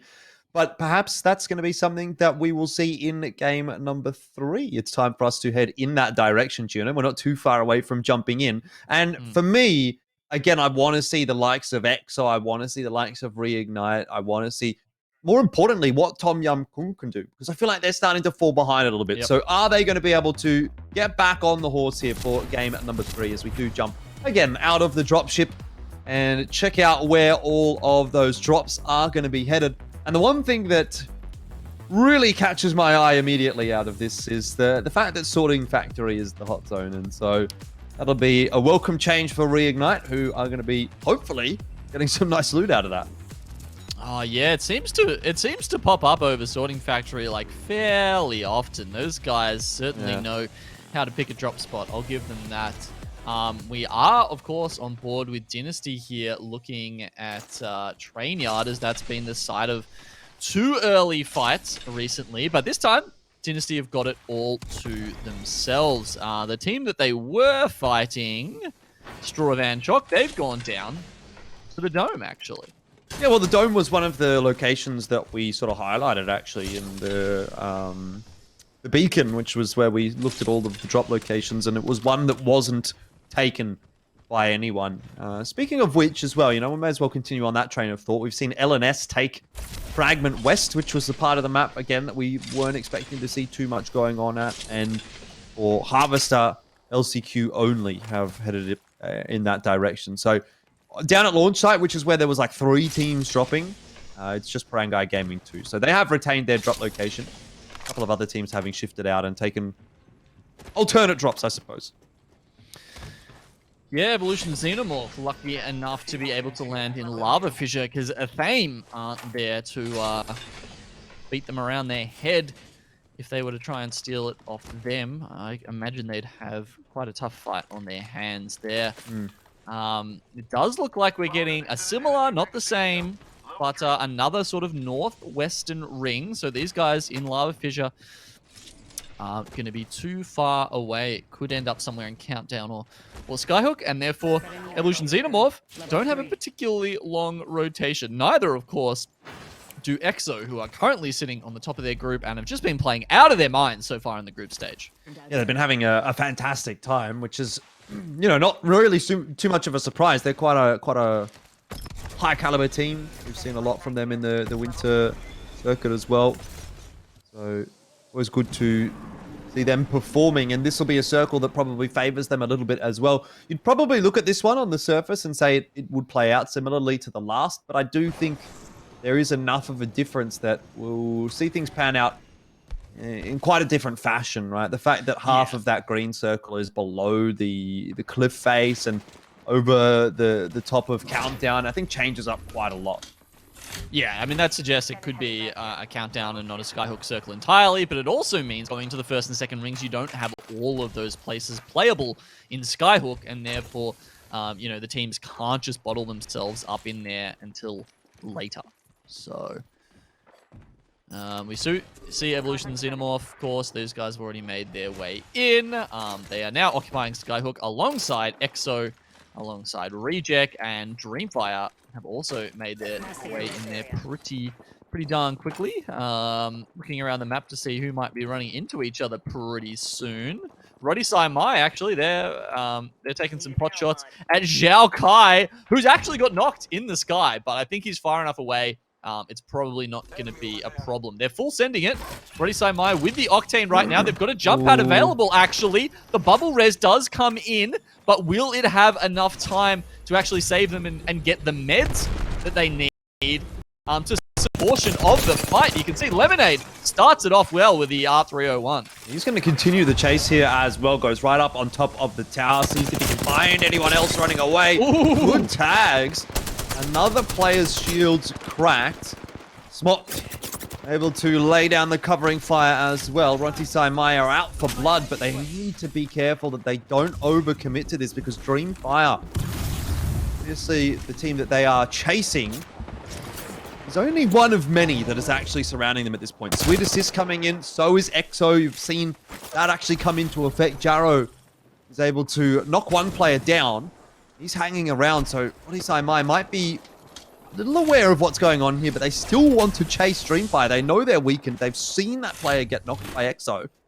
And they know that this is essentially a 2-on-3 if they continue to push the issue. Yep, EXO actually committed a portal to that. Jarrow and Raki went over and finished off that player. So now just with the 2 left alive from Dreamfire, we can see Yus, he's got the high ground to play with here, but apart from that, he hasn't got a lot. That said, they do manage to grab Debbie, and they will confirm that for 1 kill point. Knocks down Lemonade. Oh. He's playing around the bubble so well with the flatline there, but unfortunately, the sheer weight of numbers coming in from Roddy Sai Mai is just a little bit too much. Yeah, that's exactly what it was. I think he just ran out of ammo at the end there, and if he would have had some still left, he could have potentially taken that fight against Smok. He needed the Spitfire. Yeah, maybe. But unfortunately, didn't have that opportunity. And so Roddy Sai Mai do, in a sense, get what they wanted out of that. Obviously, having lost a player, Debbie sort of sours the deal a little bit. But they do have the beacon that they can use to resurrect Debbie. I'm not sure it's going to be an easy task in Skyhook with so many teams around, but might be worth a gamble. See what they got for later on in the piece. Kindergarten is another team that we're quite eager to keep an eye on here as they move their way in towards Fragment West, which is an interesting rotation because they're kind of heading in the opposite direction to the circle. So I think they're just looking for a little bit more loot, right? They've got a couple of players with white armor. They're probably not feeling like they've got enough to play with just yet. So Yeah, I mean, there is scraps. There is also the replicator. It looks like they are actually pinging that. So if they, they roll through and grab some of those materials, they can upgrade their armor that way. Also gives them the option to just, grab some bats so that they can trade a little bit more damage. If that's the option they feel like is the best way to upgrade their armor. NLN are also sitting in Fragment West. Not to be confused, of course, these damn 3-letter team names. Come up with something more inventive, guys. LNS, not to be confused with NLN. Oh my god. Yeah. Oh my Not god. to be confused NLN. with the team that you literally just got confused with. Don't worry, guys. It's fine. I definitely know the difference between them. And wow, okay, we've got Noir and Parangai Gaming here. These guys almost out completely here, looking very, very much worse for wear. Yeah, this will be a rough situation for Parangai Gaming to try to negotiate their way out of, but well, they might be okay if those reses come across in time. Flame Shot will just about get this Phoenix kit off in time, and so look, they're all alive. They've still got a ways to go to get out of the zone. Only sitting in Sorting Factory, but yeah. Meanwhile, Kindergarten, they are actually having that fight now against NLN. If we move back to Fragment West, we can see Darrow on the ground. Oki trying to make it happen, and Appraiser now with the Vault is going to try and get away, but the final peacekeeping shot there coming through from Noobles, and NLN do get the full squad wipe.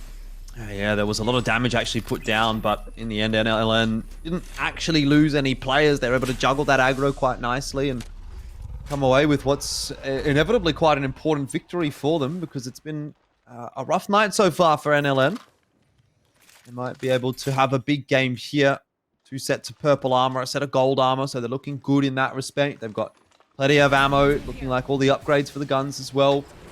One thing to note is that they have a bit of a rotation to make. They're not even on this mini-map. They're in Fragment West, so just outside of it. They will start to work their way up towards Skyhook. Yeah, and just check out that circle, and guess who's in the middle of it again? It's Rig. Oh, man. And yeah, I mean, when the circle pulls like that, you can see the mountains kind of on either side of it there. It does tend to get into one of those sort of southwest buildings, I think generally is where that will finish up. And yeah, Rig knows it, and Rig, they're there. I definitely think they've got prime position going into that. We did just see the die walls have gone down as well. They've managed to get a squad wipe in each of the first 2 games. Not even getting that far this time, so that's a 0-point game for them. Once again, struggling and not doing themselves any favors in that case to sort of get them through to that final 20 teams. Yeah, it hasn't been good signs from them so far today. I suppose they can rest easier in the knowledge that there is always tomorrow to play with, but wouldn't really be wanting to leave it that late, to be honest. And maybe they will even play themselves out of the competition by the end of tonight if things continue to go the way that they have, because it could just end up being a situation where they simply don't have enough points and they won't even be able to overcome the tally regardless of how good of a day they have tomorrow. But that's something that we'll discuss as we go through the evening, and once we get to game 6, maybe that's something to look at. And obviously tomorrow, before we start those games as well, there'll be a little bit of mathematics going on to try and figure out who has a chance, who doesn't have a chance. It's always theory at that point, I suppose. But tell you one team that has quite a good chance at the moment, it is Reject. Got themselves a triple take here as well for MT, and having a good day so far. First place and 5th place, so they've been putting in the numbers. Yeah, I'm super impressed by Reject. Not just in the fact that, they have converted and they've been getting the kills and been placing well, but also how they've been playing. They haven't just lucked into a circle, anything like that. They've really played it smart. They always seem to have a position that makes sense, that keeps them safe, and means they're able to just find their way into that top 5 and really maximize on the placement points. Because they've always been, a team with a huge amount of talent on there, and definitely can wipe the other squads with no qualms. But being able to put all that together on the same day is what they struggle with, and why we have in the past said they're one of those teams that tends to end up in the top 3, but doesn't necessarily take home that first place prize. Well, top 3 is good enough at this point. Take that. LCQ only pretty comfortable in their position here in Countdown. Now that they see where the next circle is headed, they will not be too happy with that information, because it means they do have to move. And when you're on the move is the most dangerous time in a Battle Royale.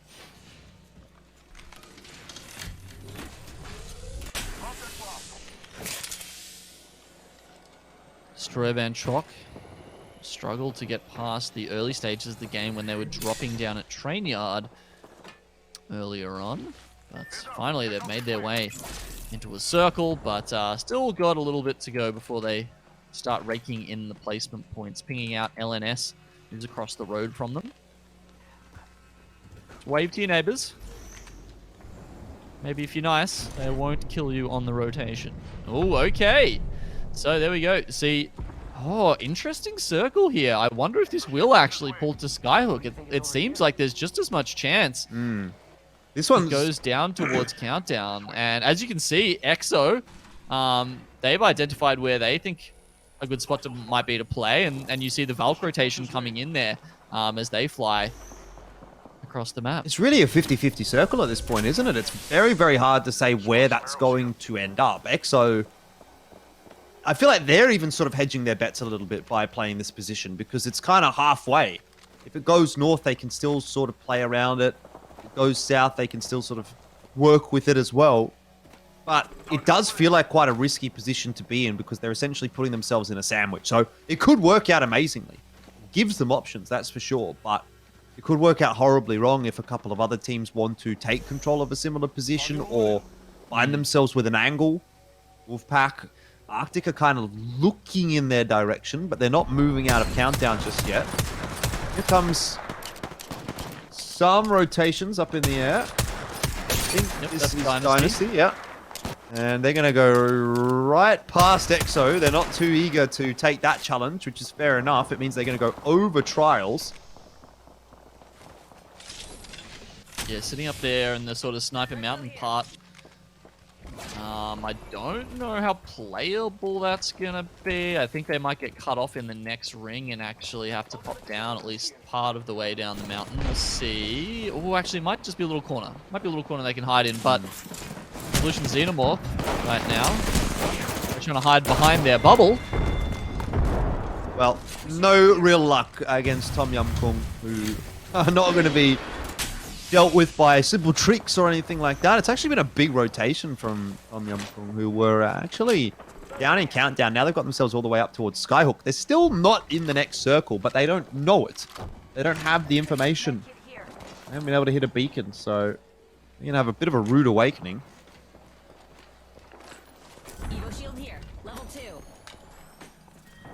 Okay. This is where things are going to get exciting because this is a circle shift that is going to separate the boys from the men, so to speak.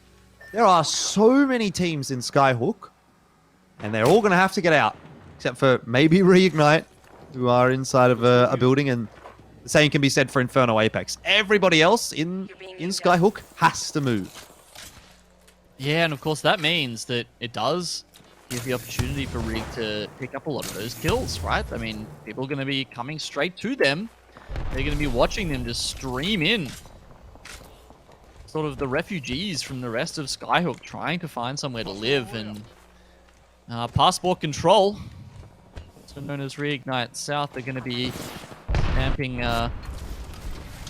stamping their authority, I think, as they pour in, and it might not be a favorable outcome for all of those teams. Here we're having a look at another one of those Valk rotates. This time it's going to be from LCQ only. It seems to take you like at least a bat. Like, teams are loving the free damage they get when these Valk rotates come out. Okay, so interesting spot. They've found themselves on the other side. It's only going to give them... Oh, they've actually found themselves a replicator. That's kind of nice. They've also found themselves an Arcstar by the looks of things. I'm not sure that this is actually going to be a case of out of the frying pan into somewhere safer as opposed to the fire, because Perihelion has an angle on LCQ only, and they are definitely keeping them at bay for now. You see, they won't have to move just yet, but in 7 seconds, when that ring starts to push in, that's when push is going to have to come to shove, and a lot of teams are already trying to make that rotation in. Those that aren't are going to have to. Yep, teams already pushing in. We see Rig. They're trying to do with Reject, actually. This is a pretty important fight that's happening. I don't know if the teams are going to actually come into contact. They might be both be happy to just, give up first floor and second floor and just... I just watched Dynasty make a rotation off of the high ground. They flew in again with the Valkyrie ultimate and got absolutely decimated. Floors is the only one alive, but he burns to a thermite nade and Dynasty is out. So that was a bit ambitious from them in the end. Doesn't quite work out in their favor. Okay, a lot of those other teams, you see them right now, are trying to rotate in. There's about 4 teams in each building here that we said Inferno held one, Rig held the other, and now all of those other teams are trying to get in. You're seeing Reject doing a lot of work there. A lot of other teams also picking up some kills as we move down to 10 squads. Tom Young Kung actually are about to nade, and I don't think that... you can see that bubble. I don't think that Rig realized that they were there, and they were just staring at them through the window. Luckily, they make it around the corner. Don't do too much damage. It's like a horror movie, isn't it? You turn around, there's a guy just like looking at you through the window. Kind of scary in the end. Arcstar. Yeah, not sure it's something that I'd like to wake up to. But either way, Tom Yum Kung have made a rotation in. In fact, they're actually on top of the building that Dynasty tried to take. just that Dynasty was a little bit too early. That said, Tom Yum Kung suffering a loss now with Killer Pulse having dropped. The rotation coming back through from Chambers and Dexter. no. But they're not going to be too keen to see what is chasing them around the corner. It's a full squad of 3 players. You can just see there's teams on every level, inside, outside, doesn't matter where you go, you need to be worried. Door's about to get kicked in as Dexter hopefully gets his med give up. No way, someone's sliding around the corner to find you. Looks like it's going to be Reject who have actually managed to pick up a ridiculous amount of his kills so far, but perhaps they pushed it a little bit too far now, and MT and Sharky go down, and Pricey in an already half-kicked in Door. Oh, they didn't see him. I don't think they saw him. Oh my god. He could have just laid low for a second there and he might have gotten away with murder. Well, it seems like he has anyway. Zareth finished off. Pricey finally goes down to low key. But man, I don't know how Reject survived for that long. Speaking of which, we've got 5 teams left alive. So the best survivors here in game number 3. NLN with 3 alive. Reignite with 3 alive. Arctic also 3 alive. EXO the same. And, well, now we're back down to 4. So those are the 4 teams remaining, and Reignite might not be here too much longer, but for such a clutch from Templex, he is on all of 0 HP. He actually runs into the ring trying to avoid an Arcstar, and he drops. It's now the final 2. Yeah, it's a 3v3 EXO. We saw their rotate much earlier on with the Valk. That actually is giving them low ground here, but at least the second place position as Wolfpack Arctic look down at them. They have to try and run away. It looks like they already used up their Gibby bubble, so they couldn't get out of the bombardment that is now forcing them behind the small amount of cover they have on that truck. That's going to make it so easy for these Thermite nades to come out, and Wolfpack Arctic are just going to roll down and finish this off. No worries. Oh, wow. So Rig there, they stayed alive so long because of that final position they had in the building, but the rotation was a little bit scuffed. As we saw, you know, Reject got a lot of kills on the way out, but it was Wolfpack Arctic with the position in Countdown that really allowed them to finish off that game and get the first place finish. Yeah, not a bad finish for Wolfpack Arctic at all. 6 kill wins, so they've been hunting for their first win today, and they've finally got it. But a couple of big winners as well. 7 kills for Reject, 8 kills for Reignite. So they were able to keep that scoreboard ticking over as well. And for NLN, I didn't quite catch how many they had, but it was a fair chunk as well, somewhere in the realms of 7 or 8. So it was 9 for NLN, I think. There you go. Quite a big score being put on the board by them as well. And yeah, a few big winners out of that game 3, and quite a few big losers, if that makes sense. You know, I feel like that's a bit of a toxic way to look at it, but a few teams that really just come out of it with like barely any points, where there's just this maybe 3 or 4 teams kind of sponging up the majority of points on offer. Yeah, well, I mean, NLN, we didn't talk about them earlier today, but they were in the red, right? They were a team that only got 16 points on their first day of play, and they need to have a big day now. So 9 kills, that's going to get them a long way forward to, you know, pushing up and getting through to that top 20 and making it through to the next day. Yeah, we need to see how things are going to continue to go over the course of today, though, because we are halfway through now. This is the halfway mark, and again, it kind of continues to be the same teams to beat. We've got Reignite there up towards the top end of things. Reject did well this game. Wolfpack Arctic get their first win on the board. They've had 3, 2, and now 1. So I'm not sure if they can do any better than that. I don't think that that's possible, but if they keep going in that same direction, I'm sure they'll be able to pull something off. Still got my questions around Tom Yum Kung. Direwolves definitely didn't deliver there in game 3 either. So a couple of the teams that we talked about a little bit at the start of today haven't been able to put too much on offer for us.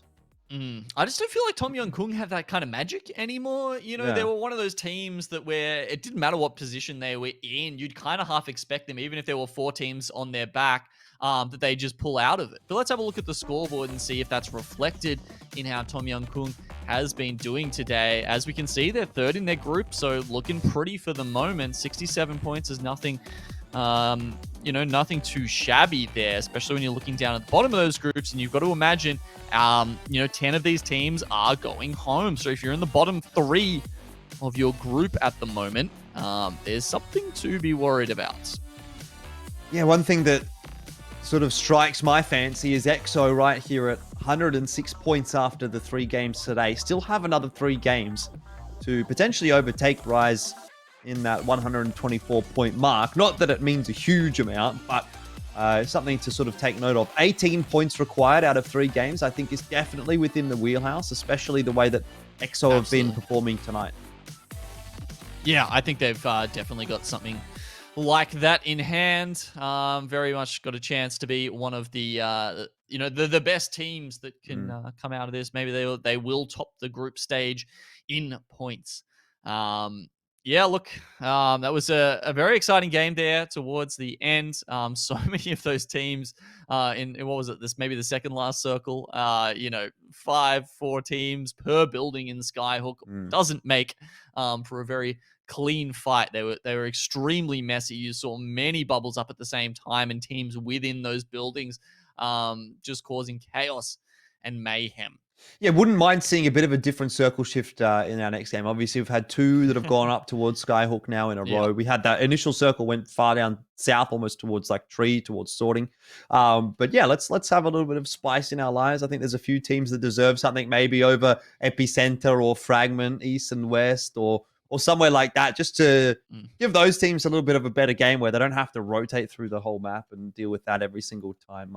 Either way, something that we'll be, you know, keeping an eye on as we do go into game number 4. But yeah, most importantly in my mind here is that we are now at the halfway mark of the night. So we get a good understanding of who's performing, who's doing well, who's been consistent. But there is still some time to go in the evening, and that'll sort of obviously come through when we see games 4, 5, and 6, whether or not we're going to change things up or continue in the same fashion. I'm not so sure. It's, I suppose, again, something to wait and see. It's kind of like wait and see pudding. That's what my mum used to say whenever I asked her what's for dinner tonight. But anyway, that's beside the point. It's time for us to go to a break. Don't go too far away. We've got another interview lined up for you guys, so you can check that out while we have another quick one.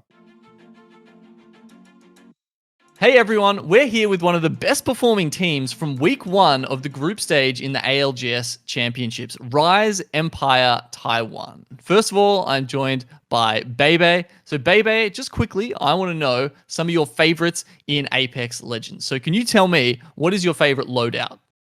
My favorite loadout is like triple tech with EVA 8, if I can take it. That's my loadout. Okay, interesting one. Nice. And what about your favorite map in Apex Legends?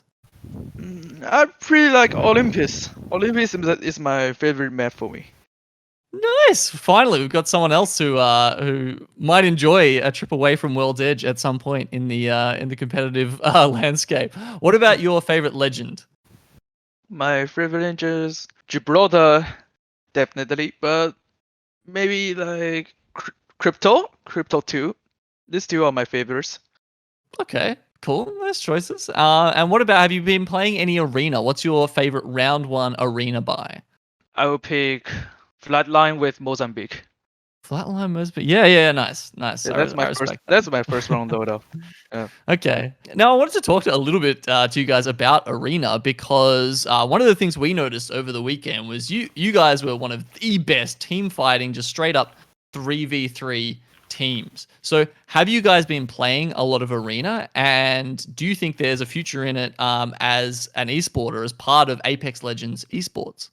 我支持，如果他弄出电竞类或是比赛的话，我蛮支持这个选项的，因为这会是另一种感觉，像是另一种游戏一样。All right, thank you, Bebe. Here again with one of Rise Empire Taiwan's members, it's Kentung. Please tell me about some of your Apex Legends favorite. What is your favorite loadout? G7 and the Vault， 然后搭配EVA 8。Okay, G7 Vault EVA 8. Nice. All right. What about your favorite map to play on Apex Legends? 最喜欢的地图就是世界边缘跟奥林匹斯这2张。You like World Edge and Olympus? Okay, interesting. Yeah. A lot of the Rise members there getting a bit into Olympus. All right. What about your favorite legend? Gibraltar and Bloodhound. Awesome. And have you been playing Arena? Do you have a favorite round one Arena buy?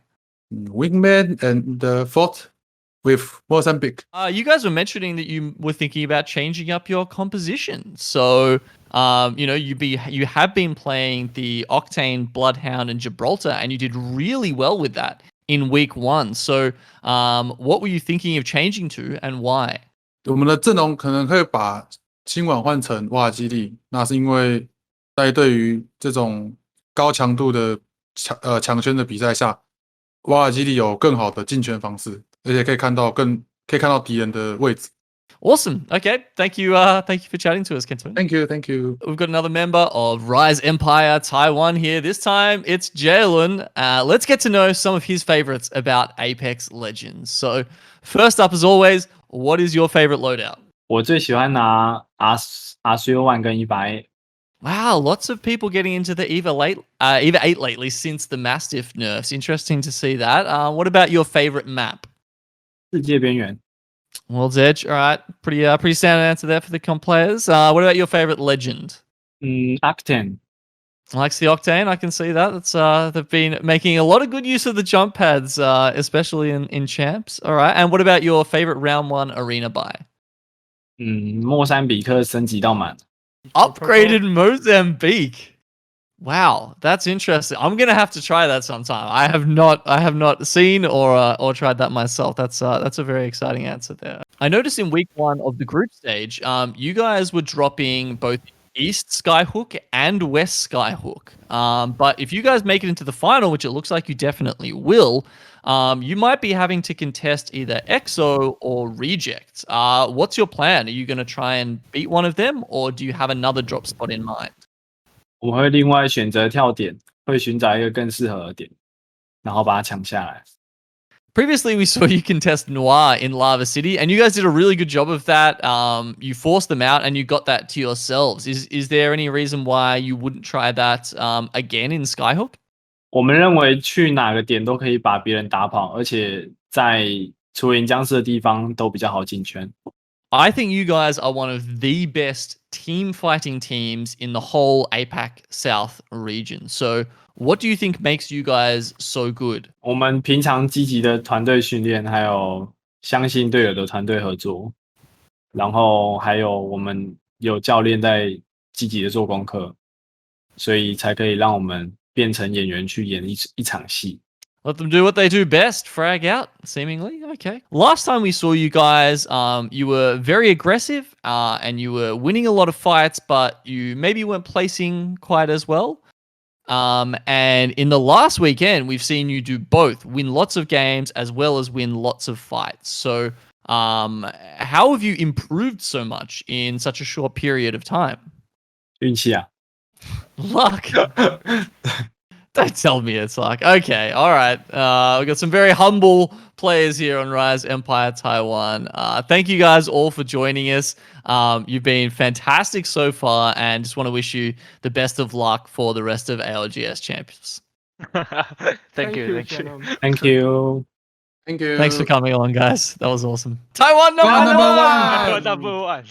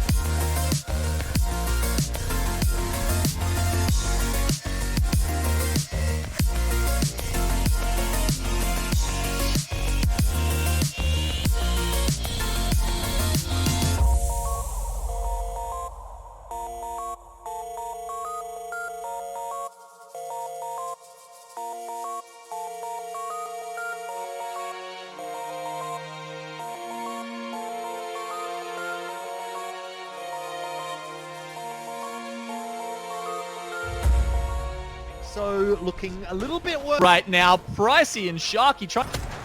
Okay, Wolfpack.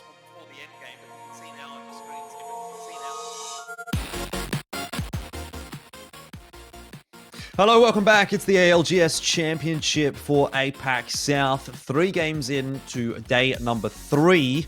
And we're on the homeward stretch now, right? We're halfway through this 3rd day of competition. Genome, things have been quite exciting, quite interesting in most respects. Has lived up to what we anticipated. But a few surprises maybe. NLN has been doing pretty well for themselves. Yeah. Tom Yum Kung have been struggling a little bit. Direwolves have been struggling a lot. We'll have a look at the placement timings for this last match that we just watched. And I think that's going to give a pretty good indication of exactly what I'm talking about here. I want you to look at Noir out in 9 minutes. Tom Yum Kung out in 19 minutes. Didn't really get too far through towards the top stages of things. They've been consistent in terms of middle of the pack, but they haven't been able to push that issue into top 5 placings all that much today. Yeah, and the top 5 placings have been remarkably similar. You know, Wolfpack, especially the top 3, Wolfpack, Rig, and EXO have continued to stay up the top and not only rake in the placement points, but also pick up a pretty reasonable number of kills at every point there. Reject also often sitting in that sort of top 5. This time we saw them go out at number 7, but there was a very good reason for that. It was absolute chaos in there, and they made the best of a bad situation, right? They went out at 7, but we saw at the end, Pricey was, you know, he almost took down an entire team by himself as they jumped out, so worried about the ring that they left their backs completely exposed, and his Eva made short work of them. Yeah, another interesting one here actually on this graphic as well is Noir and Team Dreamfire, 2 teams that had been doing relatively well for themselves so far in the ALGS Championship. I mean, I guess Noir was a bit up in the air. Dreamfire I thought was doing okay, but seemed to have fallen off the bike a little bit there in that last game there in game number 3.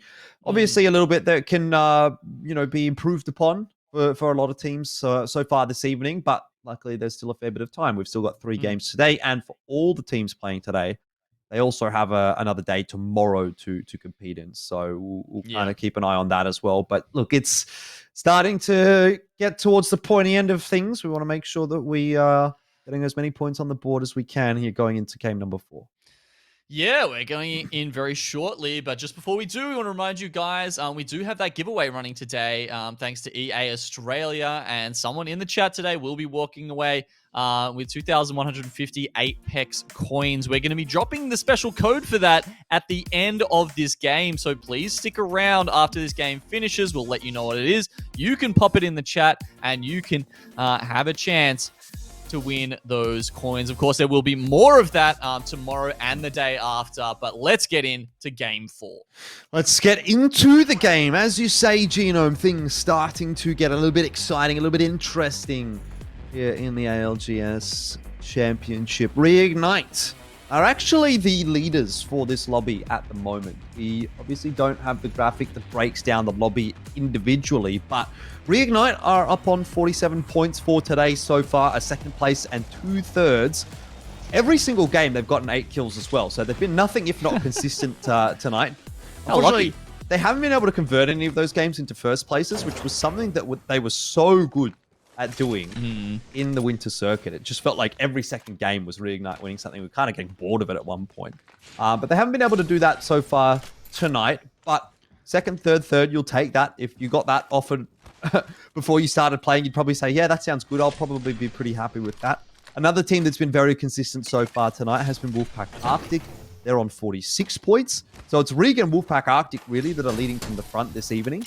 And then you got Reject, EXO kind of being the two chasers, if that makes sense. They're on 38 and 35 points respectively, and they've been both pretty good. Not quite as consistent as the top 2 this evening, but they've both been pretty solid. And from there, things really start to drop and start to dip away quite substantially. And I think seeing the caliber of the teams that we just talked about that are leading the way today, Elfish, is exactly why Rig haven't been able to pull out any of the first place finishes. Because when it comes down to it and you've got these other teams, they're no easy beats in that kind of top 3 right there. It is very hard for Rig, even with the firepower that they have available, to consistently win out when you're up against an EXO, when you're up against a Reject or a Wolfpack Arctic at the same time. Yeah, last game we asked for something a little bit different to the hard northwestern shift over towards Skyhawk, and to an extent we've got something a little bit different. You know, we're going just hard direct north. This is actually up over the train tunnels, over survey camp is perhaps where we'll see this actually end, because you know a lot of the time I think we see circles like this move over towards the survey camp. But either way, it's something a little bit different. It means teams don't have to go into Skyhawk. Rather, the teams from Skyhawk now have to come out, and everyone's focusing on moving a bit more north as opposed to northwest and over to the side of the map. Yeah, sometimes, you know, you'll even see this end north of Survey Camp, up where Raki, we just saw him at the northern tunnels and around that sort of respawn beacon that's very much up the top there. That or, you know, yeah, I guess there's a chance it goes down towards maybe the train station. We see Rodisai Mai, we see Dynasty, actually, that we're on right now, about to get to that survey beacon building. You know, there's a chance, I'd say. It finishes up around somewhere around here, but I'd say, yeah, maybe up around survey camp is also a good bet. We'll see what happens. Dynasty, they're about to come into range of Wolfpack Arctic, who are very much a lot better equipped than they are. And if it's a quick, swift fight, it could be a rough one for Dynasty. Well, so far, so good. Haven't lost any players, actually, which is a major change compared to what we talked about right at the start of we were saying these games often tend to be a little bit hectic at the start. As I say it, I might have maybe spoken too soon and cast a curse Wolfpack Arctic.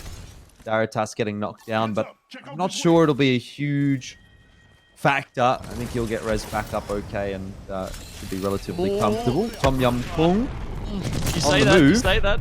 They do actually, yeah, you see, instead of going for the kill, they are going to make the rotation with the Valkyrie, but because they saw that damage come in, Dynasty actually thought maybe this is our chance to put the pain down on Wolfpack Arctic. They have managed to regroup and reset, so Dynasty will go back in, and they're actually going to have some trouble because they're running into Reject, who are, once again, very much better stocked up and equipped than Dynasty are, and they've actually left their safe house. Yeah, they're not feeling too confident about it, though.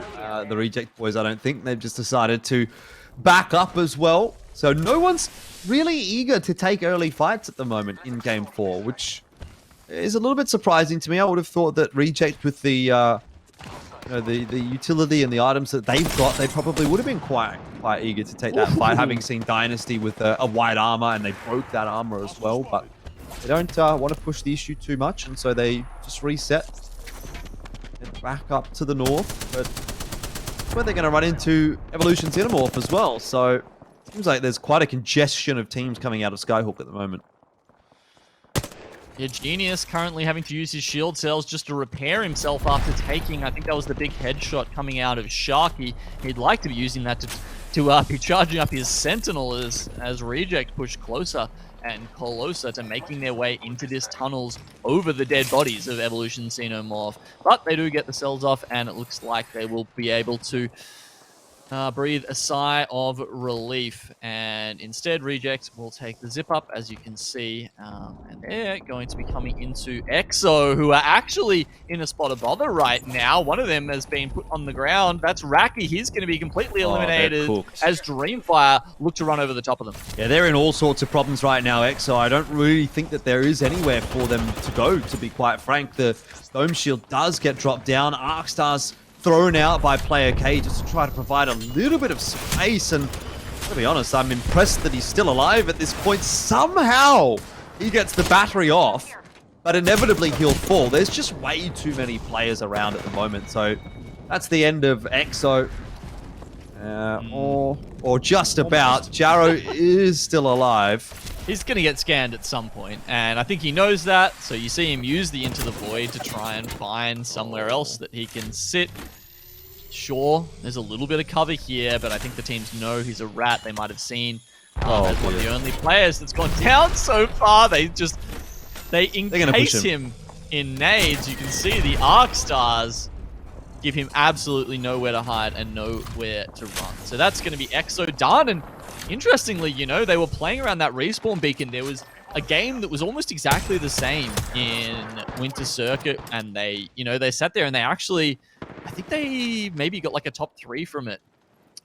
So unfortunately, they can't repeat that success, and Dreamfire have just completely taken over their spot at the Northern respawn beacon, but they've got to worry about Rejects who are close to them.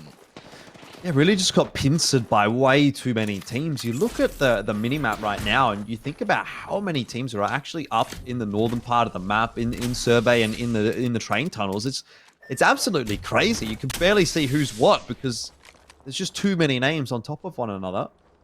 Which is going to make life pretty easy actually for those teams that are still rotating in from the south, because there's so many teams up north, it just inherently means there's so much free space in the southern part of the map. And one of those teams that I am talking about is Direwolves, who have really been having a rough day today. But at least for Game 4, aren't running into any problems early on in the piece, and will have a fairly cruisy rotate in.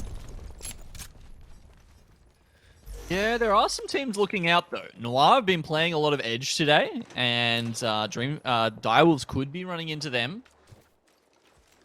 Possibly also a team like LCQ Only, who are currently hunting for Parangai Gaming 2, who are currently being hunted by Strawvan Chalk. And this is all towards the south area of the map. None of those teams I just mentioned are currently within the ring.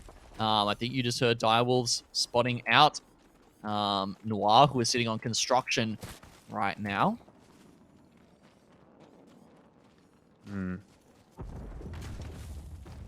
Well, Direwolves are potentially about to run into Noir.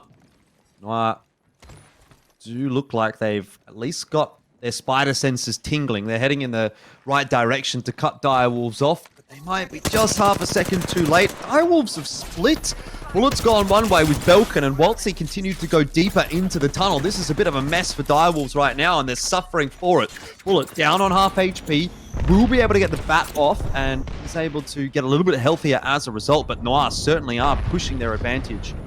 And Direwolves not feeling too happy about things. Defensive bombardment will give them some time to play with, but I'm not sure that Noir is going to give up on this, especially now that they've gotten that knock on Belkin.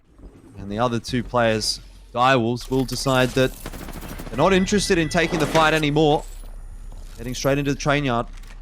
Yeah, Belkin clearly a DC'd there, and then, you know, there's not much Direwolves can do about it at just the wrong moment there, just when they're getting into a fight. And that's, you know, that just spells disaster for Game 4 here for Direwolves, as they really struggle to find that game to get their momentum going. And now they're being watched by Wolfpack Arctic, who are sitting on top of, you know, what used to be Drill Site Tower, of course, now near Countdown. And yeah, they're just going to have to try and rat it out towards the edge of the map. Very unfortunate for them, and Noir's still in pursuit at this point, by the way.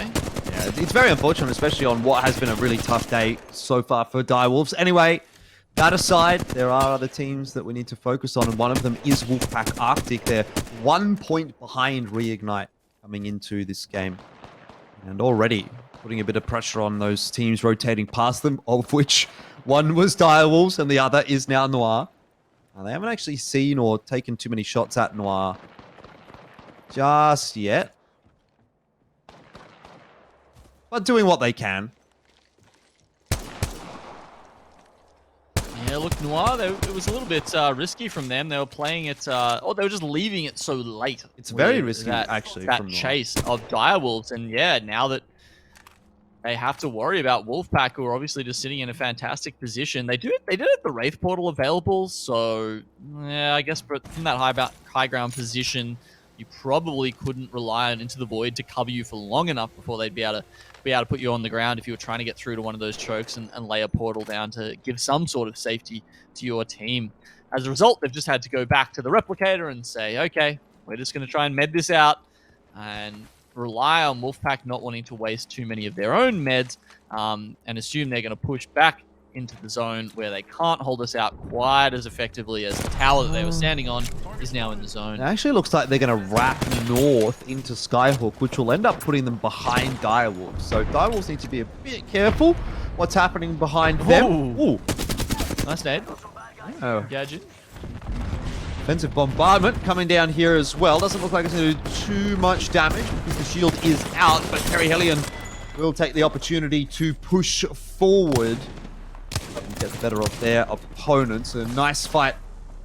Their own dome shield goes down, and that's plenty of opportunities to loot back on up comfortably.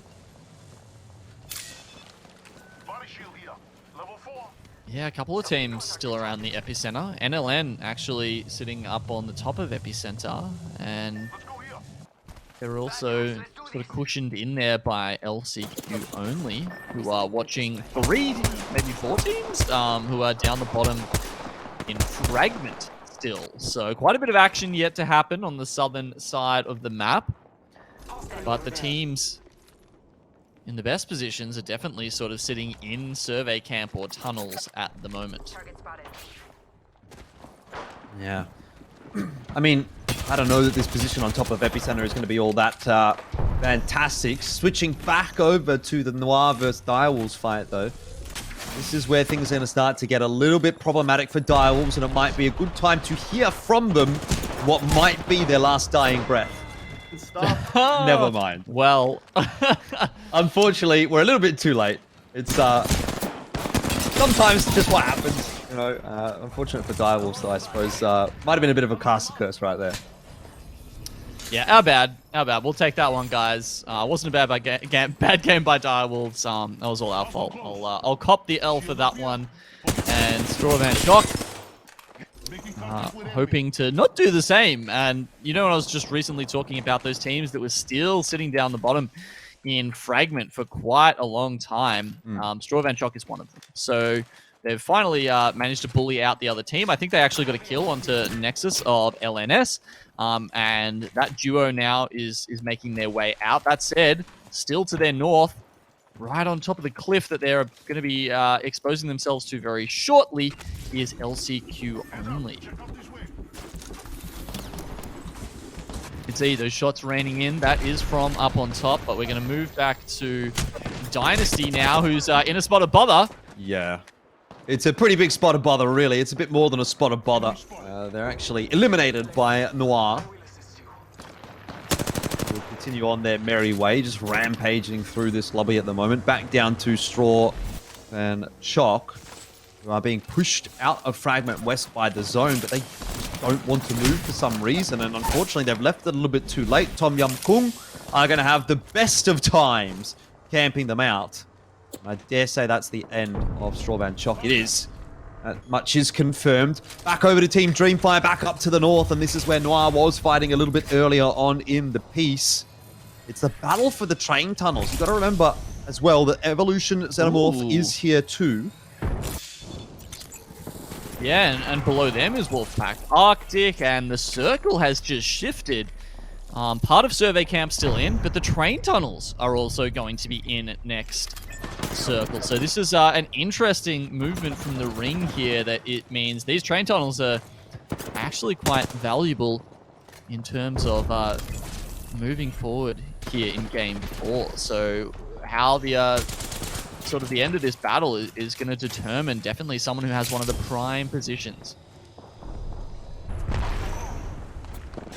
Tom Yum Kung wanting to be a late entrance into the tunnels will actually have to deal with the Wolf Pack, who is trying to take the fight underneath the bridge. Tom Yum Kung already losing a player. Chambers down on the floor, and it could be again another early exit for what was once a powerhouse of the APAC South region, but now it just doesn't seem to be able to find their feet anywhere. Wolfpack Arctic, still 3 players alive, and unfortunately for Tom Yum Kung, it's not lasting too much longer. In fact, I think that's them done. Evolution decided not to push their way out of the tunnel to try and take a third party, which is obviously going to give time for Wolfpack Arctic to heal themselves back on up and recommit to another push somewhere else.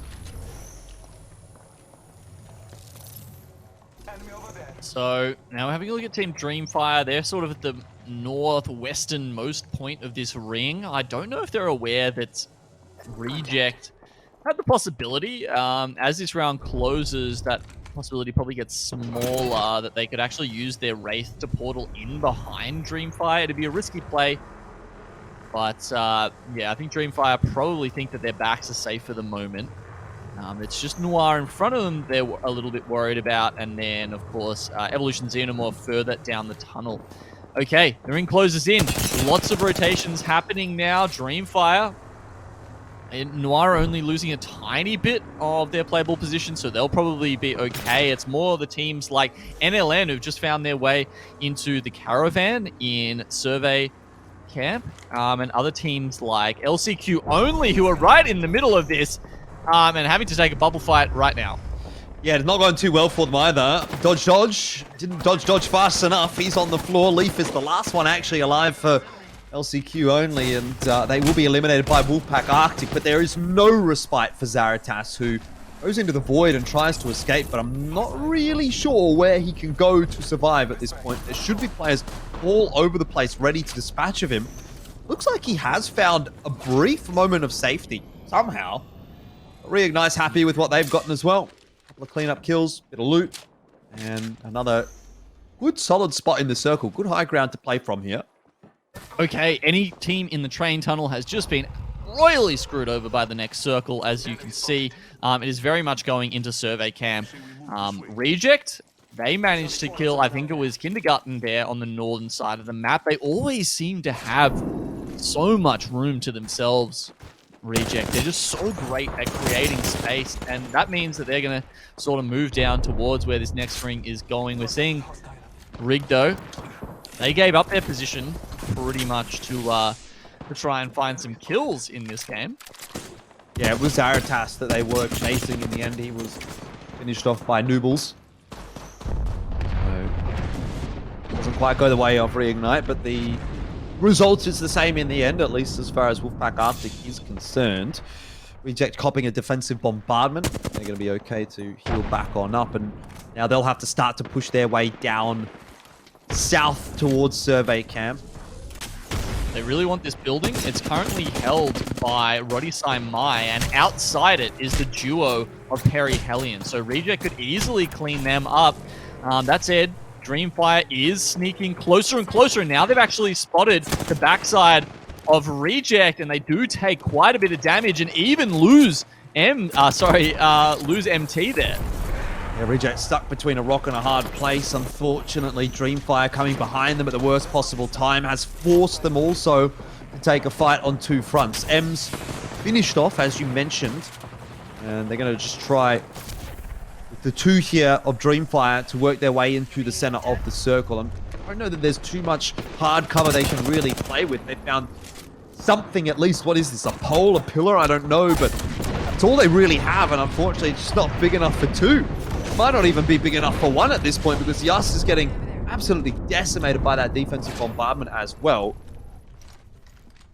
Well, looking at the teams that are left alive, I've got a funny feeling, and it's that feeling I get when Rig have been having a fantastic game. There's 3 of them still alive, and a lot of the other teams are just looking like bait as far as I'm concerned. They are the Sharks.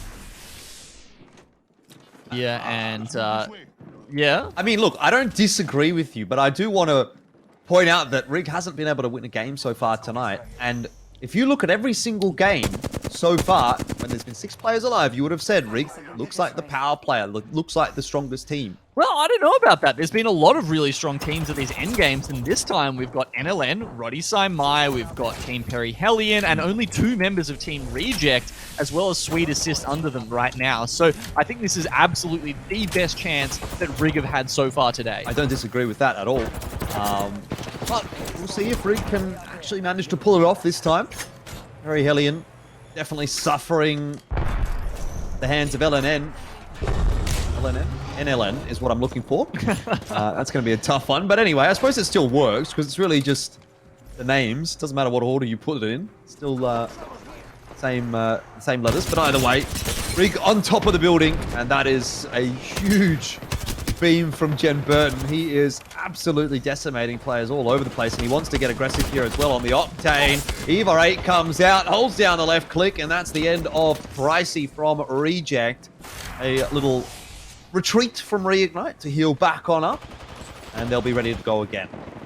Harry Hellion pretty much just put themselves in the center of the circle and string themselves up on the cross there. They were martyrs for the rest of the teams and gave them a chance. Now with 3 squads left, Sweet Assist have been holding this building for quite some time, and they're going to have to come out if they really want to take out Rig and NLN, who are getting a res off as the circle comes in. Will they even be able to do that in time?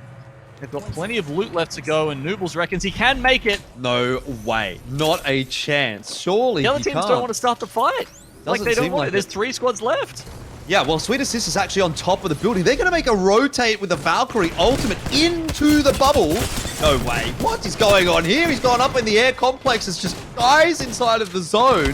Reignite say thanks very much. That feels like a freebie, but they might still lose. Not quite. It was down to, I think, 1 Rig player left. But in the end, I think it might have been Jen Burton to finish it off. And he's always a player that you can feel comfortable in his capable hands. Rig do find their first victory of this evening. They've had a couple of thirds and a second, and well, it felt like only a matter of time before they would be able to convert one of them into a win. And well, there it is for you. Big one too. Stellar day for Rig, isn't it? That's a first, a second, and 2 thirds. Haven't been off the podium yet. The first 3 games, they got the lucky triple eights there for the kills. This one, they've even eclipsed that, and I think got something like 11 to finish off with. So, yeah, Rig definitely looking like they're that team we remember, the team from the Winter Circuit Online tournaments who just tore through the rest of APAC South.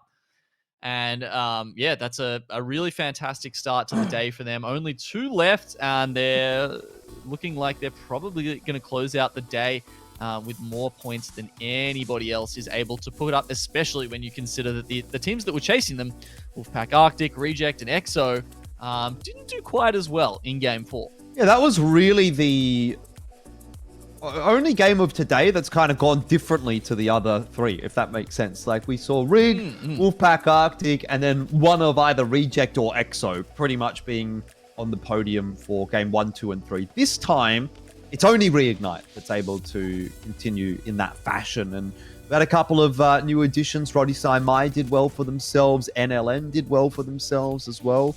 So we got a couple of change-ups. Not enough, I think, for Roddy Sai Mai or for NLN, rather, to get too excited about. But man, I don't even know. NLN, like, they were doing okay for themselves, I guess. They were like 5th coming into that match. So they might even, to be honest, be able to overtake EXO. I think EXO went out pretty early. So EXO were 20th in that game. Yeah. So, I mean, NLN might actually have gotten enough there to sneak into a 4th this evening. I don't know what that means for the standings overall. Yeah, well, I mean, yeah, exactly. They, at the start of the day, what did they have? 16 points, right? And they've already probably doubled that in the points that they've been able to rack up just so far in the first 4 games. So I'm really enjoying seeing NLN send it here and really have a crack at it. You know, you kept talking about Tom Young Kung there. They've been doing okay today, and let's have a look where they've pushed up to in terms of the scoreboard overall. I think you know, just so the viewers aren't confused there, we're not saying they're a bad team, right? Yeah. We're just used to putting them on a pedestal and being right up the top, and it just doesn't feel like they're quite on the level of, say, Reject or Reignite at the moment. That's, of course, not to say that they're a bad team. As you can see, sitting in 3rd with 70 points so far, they're still definitely one of the scarier teams in the region. We're just not sure that they can contend for the title at the moment. Yeah, I guess that's the main takeaway for me. It's not so much that Tom Yum Kung is performing awfully. It's just that the expectations are set so high for this roster that if they don't meet them, you go, what's going on?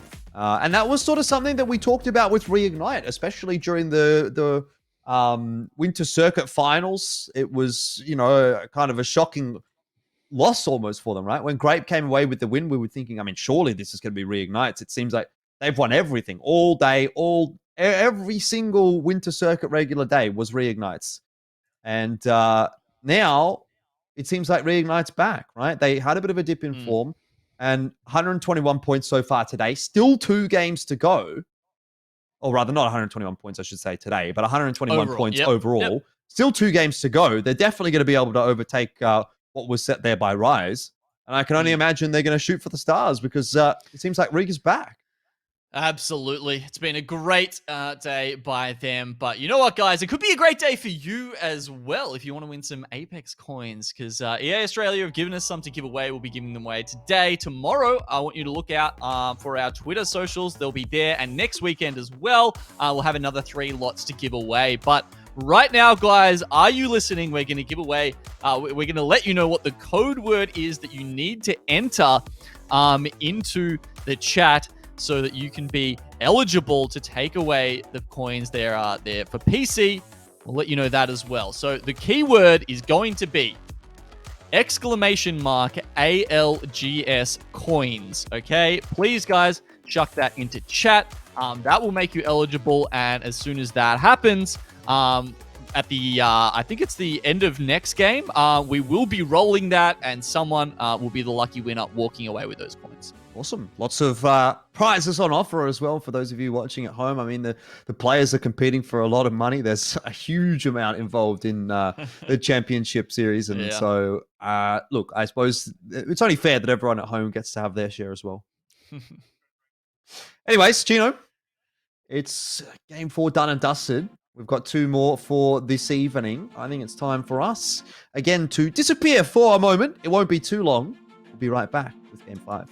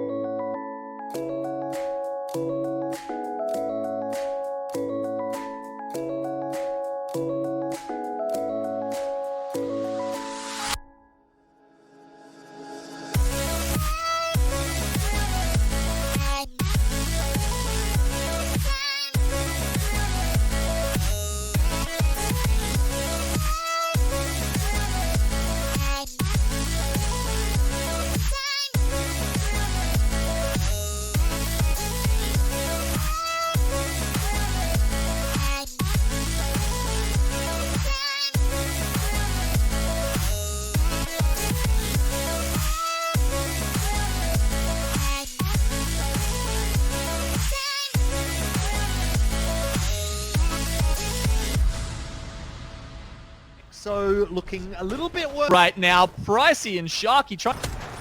Okay, Wolfpack. Before the end game, but you can see now on the screens, you can see now. G'day, welcome back. It's the ALGS Championship, and we're here for APAC South. Genome, things have been going well so far today, and we obviously have tomorrow as well to look forward to, but only two more games remaining. So things getting a little bit more difficult to predict, I guess, as we start to see some more surprising results start to come through. Now, if you guys at home are wondering how this all sort of pans out, you're new, you haven't watched too much Apex Legends in the past, just sit back, relax, and let this video explain everything for you.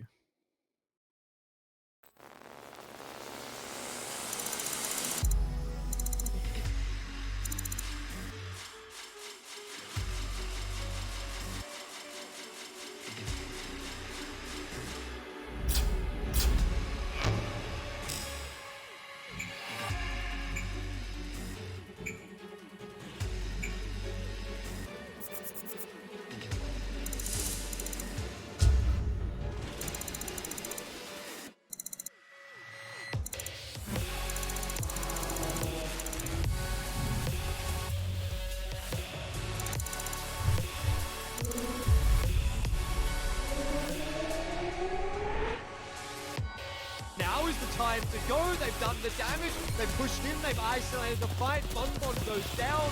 But just as they launch into the air with the jump pad, oh no, they're taking massive damage from Team No Fear. That is a 3-on-1 now. That is too easy to clean up in the end. Team No Fear. Well, a couple of different podium placements there in game at number 4, Gino, but we head into game 5. With, I suppose, our expectations tempered. Things were a little bit exciting after game 3. We thought, you know, maybe EXO, maybe Wolfpack Arctic, maybe Reject was going to have a good day. But it turns out we're back to the tried and true. We're back to the day of Reignite. Absolutely. These guys have been heating up, if anything, not even slowing down, as the 4th game sees them net 11 kills. To beat the 8 that they got in the first 3, as well as the first place finish. And it's an incredible day for them. I mean, they're absolutely confirmed to make it through to the final lobby now. But now it's a little bit of a question, pretty much, of how much more can they push at Elfish, because there's there's 16 games in total, and of course the top 10 teams who go through will start off with some points when we get to that final day, and it's match point. Yeah, it's always something to kind of consider, isn't it? That you can put the hard yards in earlier in the competition to benefit yourself a little bit later on. Admittedly, it didn't seem to help much in the winter circuit, because if I remember correctly, Grape came in with 0 bonus points. There was a bunch of teams that had plenty. Rig was one of them. Tom Yum Kung was another one of them. And yet all of those points didn't matter because none of them could find that win. Exactly. Yeah, no, as an LCQ qualifier, of course, yeah, no, Grape absolutely had 0 points going in. And, you know, a team like Wolfpack Arctic, who had a lot, they ended up with the most points overall. But it's not just about the points, is it, Elfish? It's about taking out that final dub and being the best. So, as a result, they got 2nd place. And, looks like Team Perihelion are going to start off this game with a bit of fun for us. So they're running up towards Overlook now. This is where the ring is actually heading. And the team that was landing there, which I'm pretty sure was Kindergarten, is going to be looking at them from the south. Meanwhile, I'm not sure they know Sweet Assist from the north are behind them. Yeah, also need to just be a little bit wary because Dreamfire is hanging around out to the west of Overlook. I suppose they're just in between Fragment East and Overlook, although it doesn't seem like they're too eager to get involved in a fight. It's Perihelion that is sort of moving their way in the direction of their opponents. In fact, they've actually committed to Overlook, essentially, which is an interesting choice. Perhaps looking to sneak out some more loot, but it, I think, has already been looted. It's unfortunate for Perihelion. They're not going to get much here.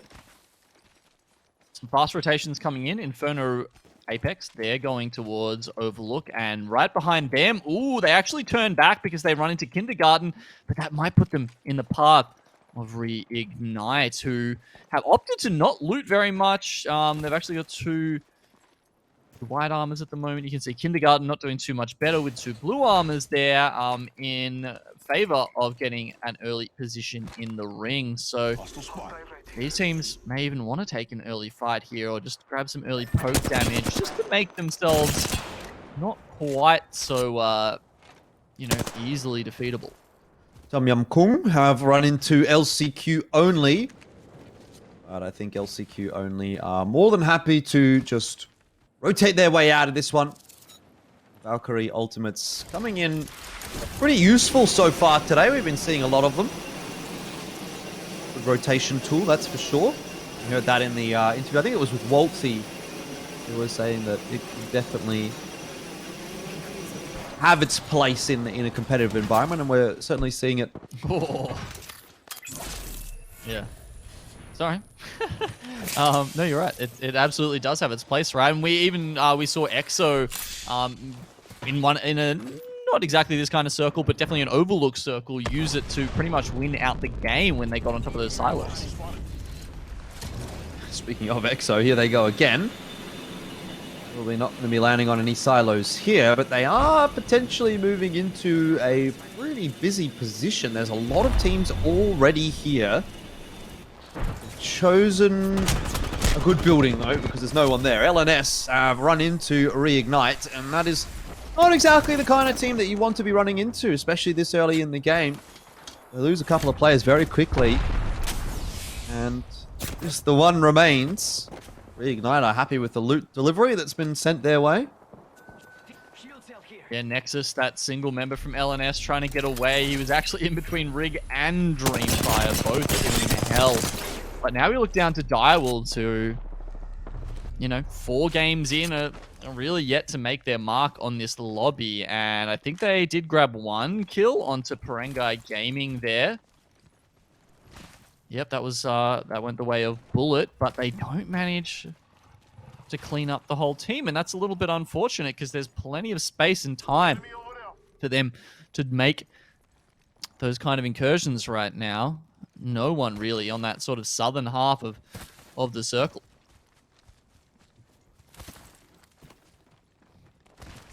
Yeah, the southern part of the circle is quite barren at the moment. Only Parangai and Strawvan Chok as well as Direwolves around that area. One thing I've noticed watching Direwolves today is that they have very consistently been one of the last teams to rotate. I'm not sure if that's contributing to the fact that obviously they're having a rougher night. But it's about something they can look at. Kindergarten, one of the early rotators for this game, do find themselves in the middle of the map, which can be a blessing and a curse. Obviously, your positioning will be good, but often a lot of teams have angles on you, so you do tend to burn through some of the equipment that you've picked up. The med kits, the shields.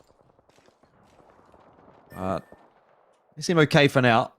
Dynasty, on the other hand, certainly struggling. Not the first time we've seen them with a sole player trying to survive. It has been, I think, a couple of them have had chances to sort of just sit there while, who knows, maybe their teams are just giving them some backseat advice. Maybe not. Maybe they're the nice kind of teammates that just sit there and let you play it through and just support you,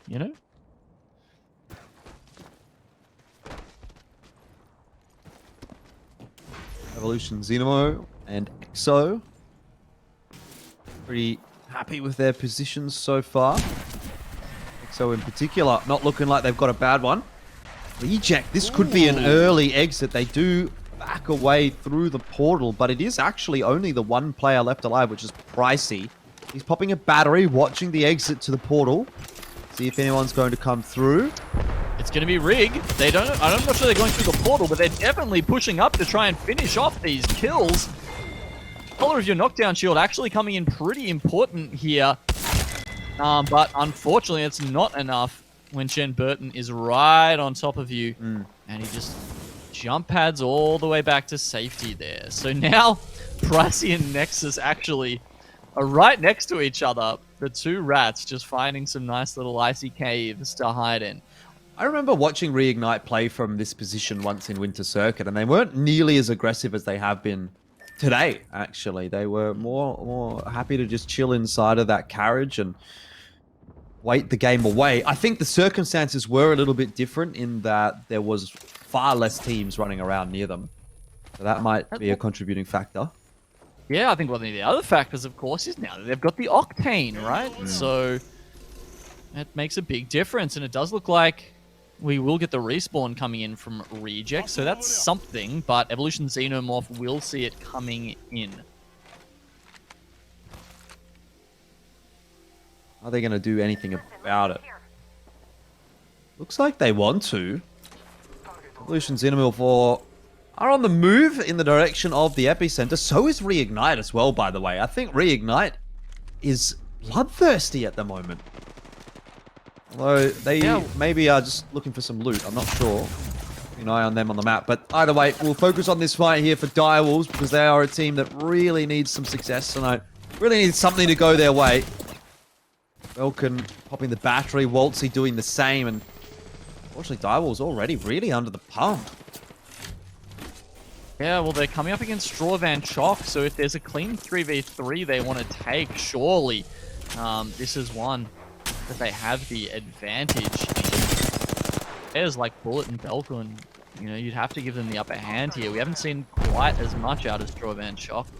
Going down early a couple of times so far tonight, but as you say, putting in some good chip damage. Do they have that killer instinct to push in when it matters, though? It doesn't look like it. Direwolves actually portal backwards and are going to reset a little bit. From the north side, Wolfpack Arctic, so just having a gander. And if we saw a bit more of a heated conflict there, you might have expected them to roll up. Well, speaking of the north side, that's where Reignite find themselves. They did inevitably go and chase down that respawn for Reject. Now it's just Empty left alive. So Pricey did manage to get Sharky and Empty back up, but Reignite have taken a couple of those kills and said, all right, well, you get the res. That's just a couple more points for us. It actually kind of reminds me of, like, remember the really early days of Apex Esports when it was that weird format, which was like, you played kill pubs. races. Yeah, you played pubs and you played kill races, and you would kill 2 out of 3 players and let them respawn, Wait for them to respawn, and then go and kill them again. That's kind of what it reminds me of, because that's essentially what Reignite just did. They've left Empty alive. See if he can go and get those beacons again. Could be some more points on offer. Yeah, he already got Sharky's banner, and now he's going to grab Pricey's as well, and there is actually a respawn beacon available to him. I'm not sure, because this is the second ring. He's taking, what, maybe 3 damage per tick now. Will he have time to get to the beacon and then make it out? I don't know, but he wants to. While that's all happening, we are moving down to that sort of south side of the map that we were talking about before, and having a look at Wolfpack Arctic as they give Direwolves some trouble. Yeah, Wolfpack Arctic is certainly not the kind of team that you want to be going up against, and Direwolves seem to be on the back foot. They've got a worse rotation. Waltzy just gets caught out underneath the bridge and loses a huge amount of his HP. But will go into the void and escape back to the safety, the relative safety of his teammates. But what he doesn't know, I don't think, is that he's being wrapped upon by Wolfpack Arctic from behind. Luckily, Bullet and Belkin are on the ball in that respect, and now they might have found their opening. Kissans gets knocked. He was out in the open, out in no man's land, and has been collapsed upon by Direwolves, who sense the opportunity. Belkin goes forward, but Bullet and Waltzy were a little bit too far behind, so he's essentially thrown his life away in a sense, and now Bullet goes down to Zaratas. Maybe just a bit of miscommunication from Direwolves, but it seemed like they weren't all on the same page, and unfortunately now Waltzy is tasked with a impossible task. As he runs away from one team into another, it's Noir that greets him. As well as Straw Van Chock, they came in from the south as well, so we've gone from a 1v1 to a 4-team sort of fracas here. Straw Van Chock on the bottom. They are still just making use of the death boxes left behind by these other teams. And Wolfpack, of course, losing Kissans and now just trying to make the best of a situation. Noir were happy to pick up a single kill, I believe, from that engagement. And then that duo is also just going to get out of town and be happy with picking up anything there after losing a member so early. Twizzy, who before had the 2x on the Eva and was still nailing people with it, is going to continue on his tear with the shotgun. Scorvan Shop being eliminated for their hubris there in trying to take out the great Wolfpack Arctic. Yeah, somehow Wolfpack Arctic gets away with only losing that one player, which was the one that they lost initially to Direwolf. Yeah. So they've got the banner. I don't know if there's going to be a beacon that they're able to get a res at. Maybe around Ghost Town. Yeah, I was going to say that one looks tantalizing. There's no got no one there at the moment. Yep. Back over at Epicenter with Evolution Xenomorph. They've got a rat coming up behind them, actually. That'll be Dodge from LCQ only. Do they know he's there? He's right underneath them at the moment.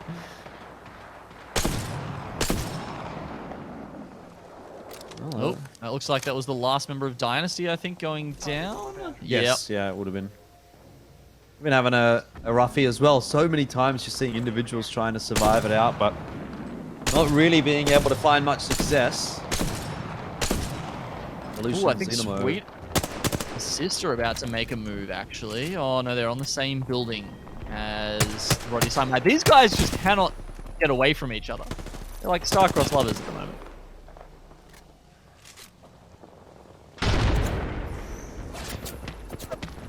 Very alien. Keeping an eye on things as well. Well, you know, have a few more things to do in just a second because Fratus is the last one left alive right now, and so he's off to the races, trying to survive. Desperation run. Thing goes fast, but not fast enough. Philippos, Chambers getting a couple of those kills. It was Tom Young Kung who they really had that unfortunate stoush wish with, it seems like.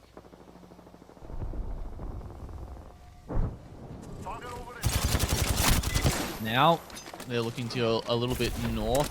This is back having a look at Noir and Dreamfire, who actually, I think they might have come in to hit the respawn. No, it wasn't even a respawn, I'm not sure. Yeah, but they did get into a fight at the southern side, and Noir have been sticking with that duo for quite a while. In the meantime, they lost Lewis, and now Ems is just trying to get back on board, while Exo see if this is a region of the map they can clean up. Quiet so far this game, but definitely some options now. As you can see, Jarrow actually is quite far ahead. He's using this wingman, trying to find an angle, can't really, so the Arc Star gets pulled out. That seems to be, for me at least, something that'll be a bit more effective, and it does get a tag through. We'll jump back over to Rig, who are in a bit of trouble. Oh no. Jen Burden is the last alive, normally able to clutch things out, but this time they'll be overwhelmed and taken down. And it was Chambers, so it must have been Tom Young Kung who was able to eliminate Rig. They just died too. Exactly, to Roddy Saimaya. They went down immediately after the third party. One of the most effective weapons in Apex, really. That is indeed. Reject are back with 3 members again. Somehow. Are they, What kind of are loot they they've got? cockroaches? Oh, I don't know, but they do manage to hang around a little bit more than you'd often like to see. Either way, it doesn't look amazing for them, right? You got 2 players with the white armor, unfortunately. MT's got blue armor.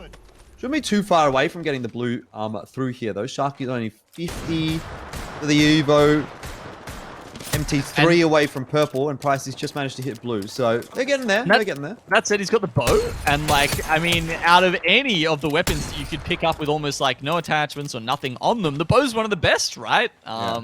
It's a little bit tough without a sight, but you can see he's hitting them from so far away, and he's even got the gun shield as well, which means, you know, like he doesn't have to worry about the meds, which they probably don't have unless they find their way. Oh my god, Sharky. This is kind of gross to see, actually, how effective that weapon can be just on its own. So Reject, somehow, despite having 4 deaths, which is 1 more than most teams get per game, have 3 members alive and are in the top 7 squads. That's a little bit of a ridiculous storyline there. I would love to see them go on to win this game, and they might actually have a chance of doing so. Like, they're in the center of the circle. They've got really what is the only hard cover left on the map. I just question whether or not they've got the resources. Do they have the meds to play with here? Maybe if they can get a kill onto, like, say, Evolution Xenomorph or, like, third party as they die and then, like, pick up a bunch. I feel like they have to get a loot box. If they don't get some loot boxes, or some death boxes, I should say, it's going to be very, very tough for them to make their way through. They want to go for it, by the way, right now. I'm just still watching their POV, and they saw a knock, they saw a kill, rather, and now we've seen Sharky actually drop a bubble down, and they've got themselves, they've got themselves a red armor on MT. And hopefully a bunch of meds and grenades that can be tossed back over to the boys here as well. And they're back into safety.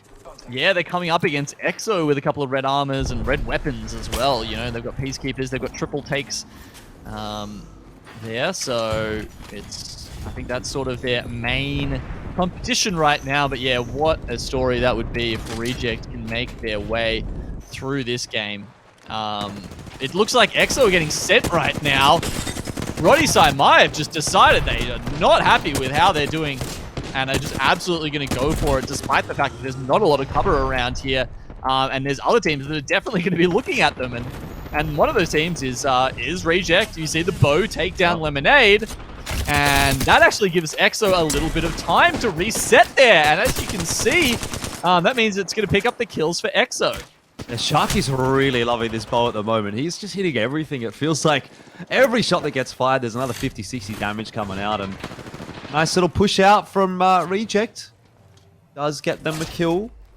Not too much loot. I don't think they managed to hit one of those loot boxes, but they just reset back to safety and heal back up.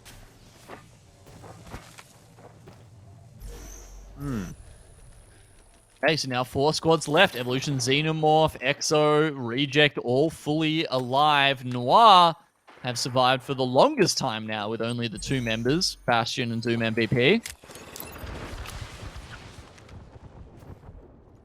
Last circle begins to close.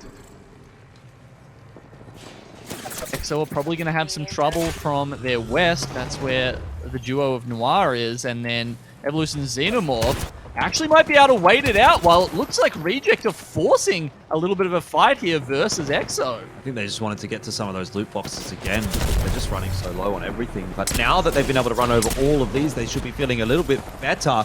As you say, they want to now force the fight. They've got what they presume is some sort of an advantage. It seems the opponents they're facing are stuck between a rock and a hard place. Jarro's already gone down. He's on the floor.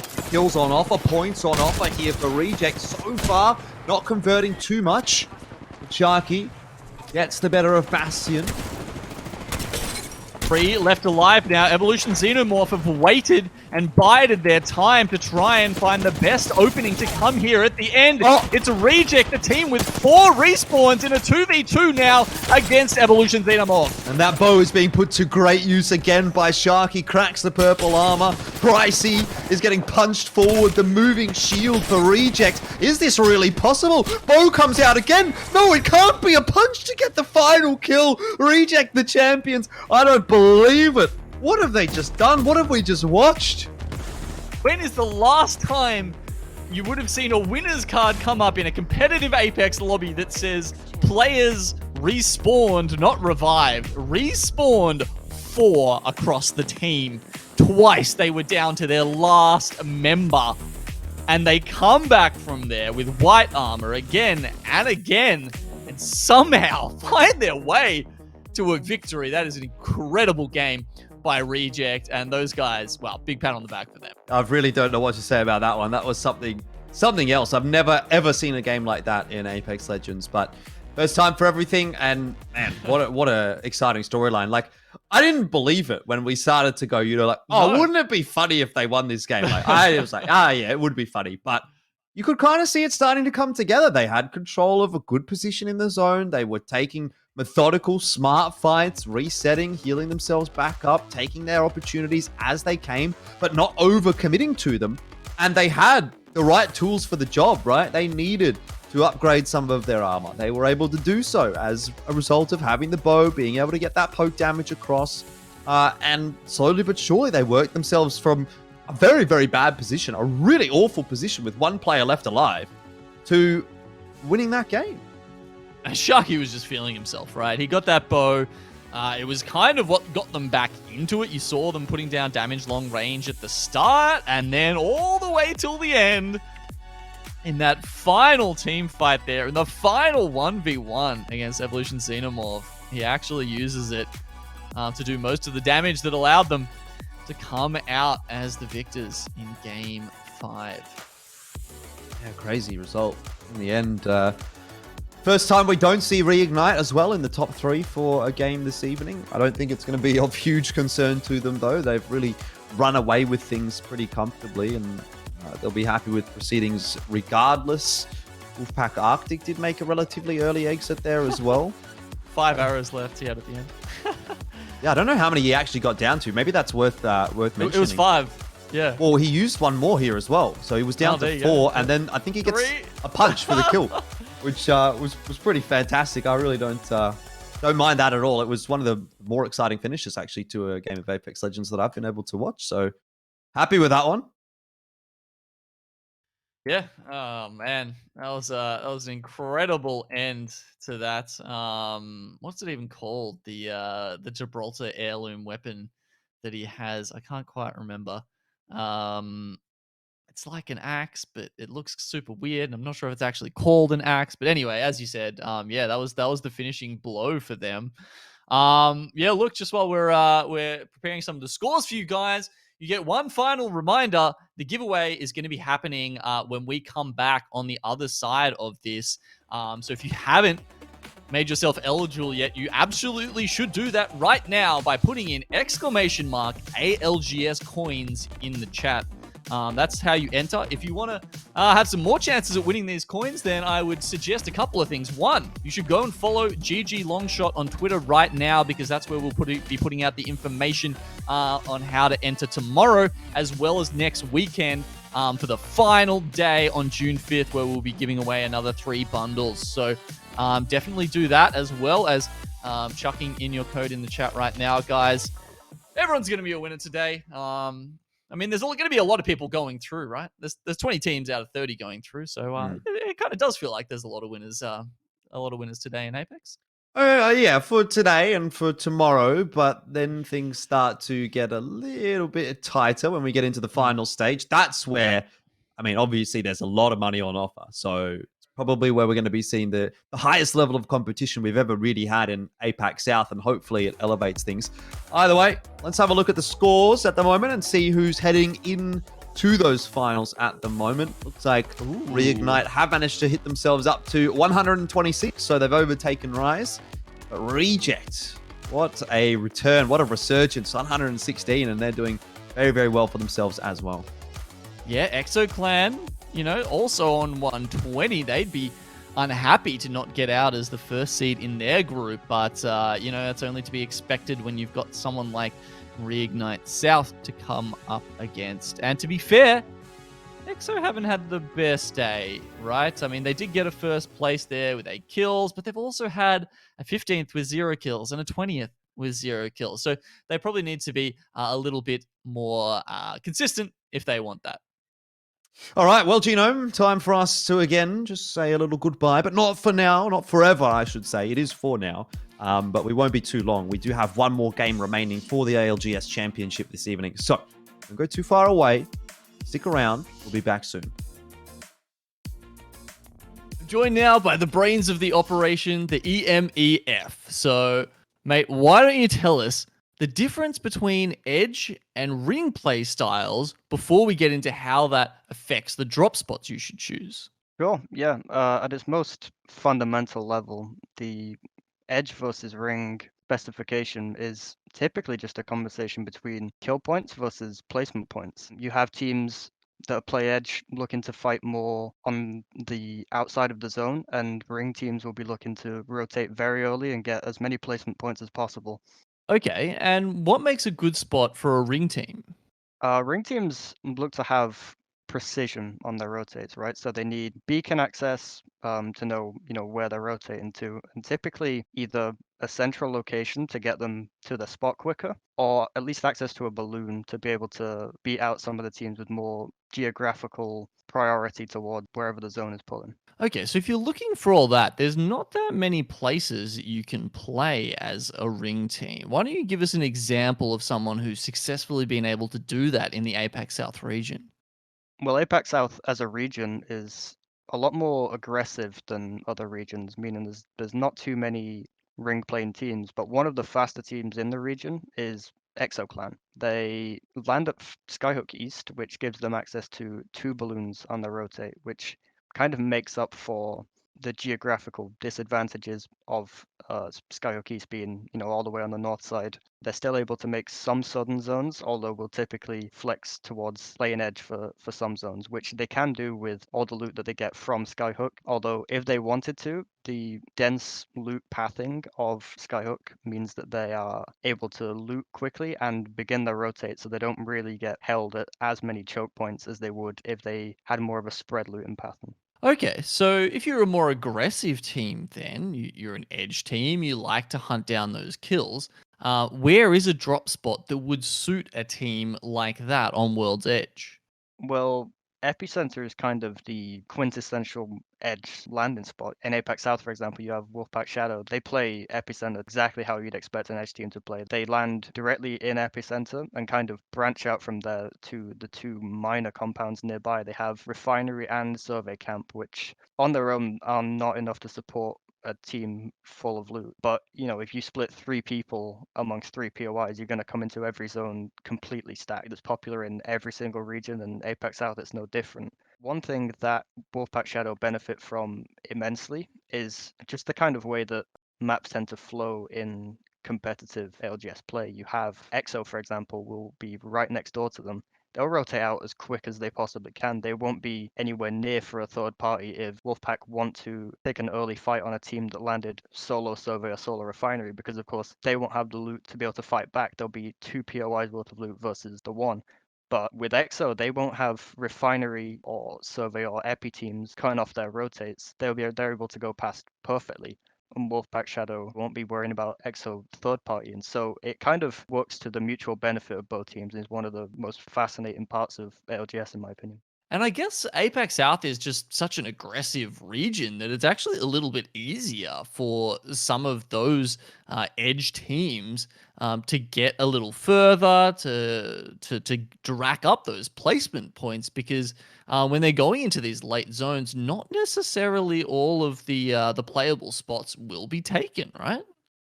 Yeah, APAC South as a region is definitely one of the more entertaining for how aggressive it is. Oh, we love watching it here. All right. Thank you so much, the EMEF, for joining us and for once again letting us, giving us some advice on how to get good. Thanks for having me.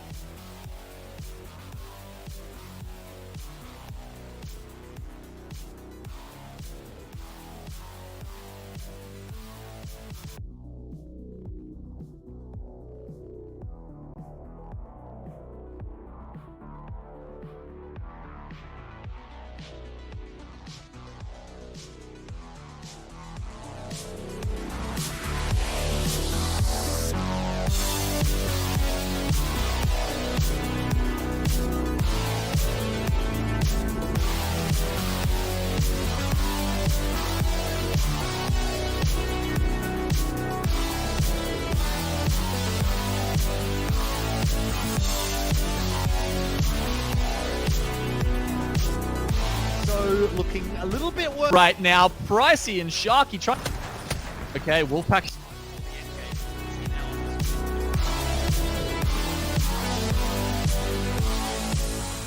Time for Game 6 of this evening for the ALGS Championship. APAC South is the region that we are in. The best region in the world, some say. I say. Genome says as well. One more game this evening. Before we get into that, though, Genome, there is a little bit something that you wanted to talk about. Absolutely. We've got a giveaway here for you guys. We're going to roll that right now. It might be a little bit in the past for you guys because of the delay, of course. We are coming to you from the future. It's how it works just to maintain our competitive integrity here at the ALGS. But let's go ahead. I'm going to roll it right now. It's going to be... You have to be following... We've got. I'm gonna roll it again. Let's go. Something up. Got to be following. There we go. Okay, we're gonna go for Devanshu, who has been following us. Congratulations, you've won yourself 2150 ALGS. Well, not ALGS, but Apex coins. We will be in touch with you shortly.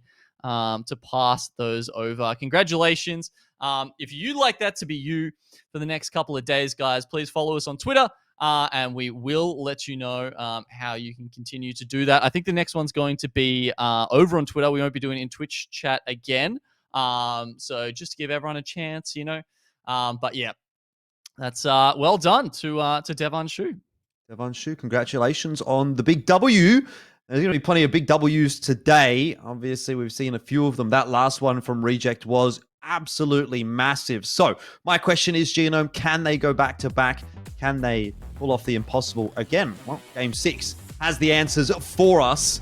It is the final game of this evening, but it's not the final game of this tournament. That said, it starts to kind of feel like it for a lot of teams. Teams that haven't got those points on the board that they really need. It's kind of now or never.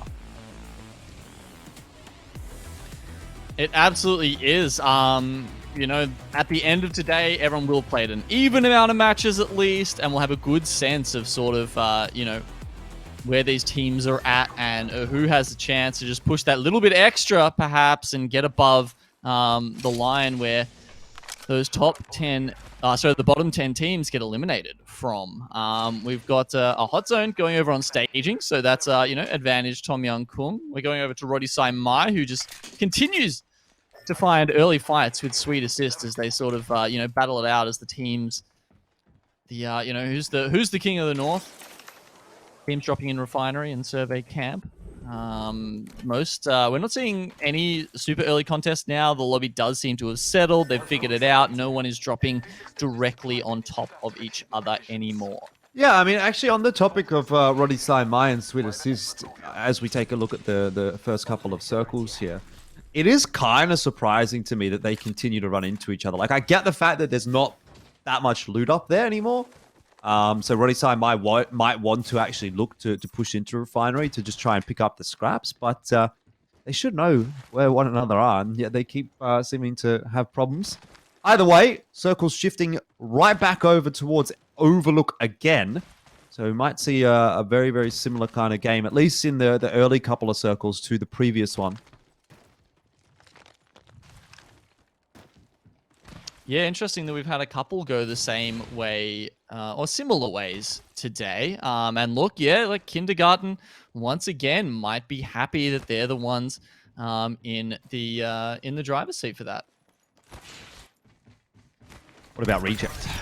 Reject weren't in the driver's seat. They just said, "Jesus, take the wheel," and and he took them to a win. So maybe you just need faith. That's all that all they had. Actually, funnily enough, in game they have their clan tag god. So I didn't even think about that, but it works out nicely. And just if you guys were wondering what happened with that, the person who we chose actually wasn't around, so we've gone back to Critten as the person who has won the Apex coins. Just as a quick update. Okay, well, that's you know, that it's unfortunate. You know, you go back and watch the VOD, you go, "Oh yeah, I won," but you had to be there. You know what I'm saying? Sometimes it's just like that. When you're telling a story and no one finds it funny, you say, "Well, you just had to be there." That's the same case today. You wanted to win those points, you just had to be there. Anyways, Rig, well, they've been here tonight. They have definitely been in fine form. And I sort of wondered how we were going to see Reignite performing today and over the course of this tournament, because they did look a little bit lackluster in that winter final, but they seem to be back in form. And yeah, as you say, they're getting aggressive again. They just want to get some more points on the board, and they're certainly finding them. Inferno Apex are losing players all over the place. Barrett is the last one that is alive. Ooh, and I like that restraint there from Reignite. The third player goes away. The only crypto player in our lobby, Unlimiteds from Inferno, is actually going to make it out. And, you know, it was good timing, right? That was perfect timing. Rig understand where they are.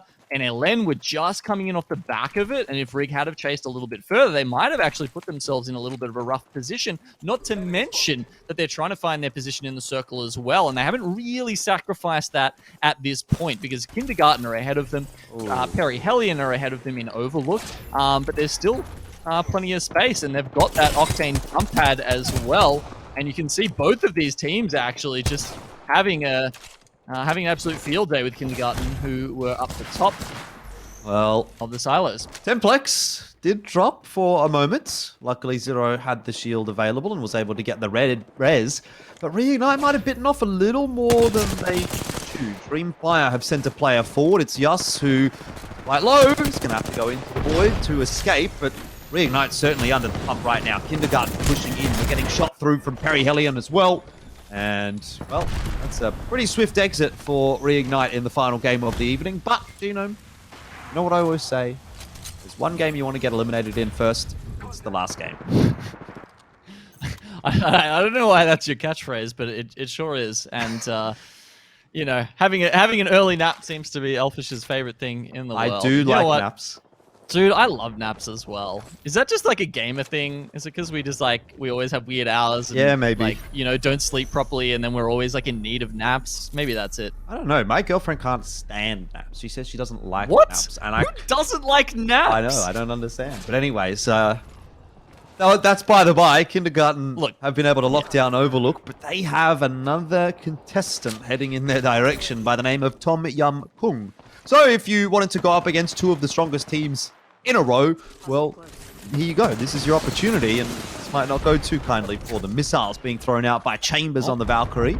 And now a defensive bombardment coming back in the direction of Tom Yum Kung, but doesn't seem to have caused too many problems for them. Killerpos being given time to get that battery off, and heals coming through for Dexter and Chambers comfortably as well. So, Kindergarten, we have one player on the floor, and they're getting third-partied by Perry Hellion by the looks, as well as Streamfire. So it's an unfortunate case for Kindergarten, who find themselves between a rock and a hard place with nowhere to go. And that is the end there he is. of Zero. There's Chambers on the Valkyrie there, floating like a butterfly and stinging like a bee. They will eliminate Kindergarten and take their spot from them as well. And, you know, once that Valkyrie ultimate is ready, they can just get straight back on top of those silos. That said, well, you know, maybe unless another team gets there first, someone perhaps like EXO, who are currently to the north and currently are further along into getting their next rotational ultimate up and ready.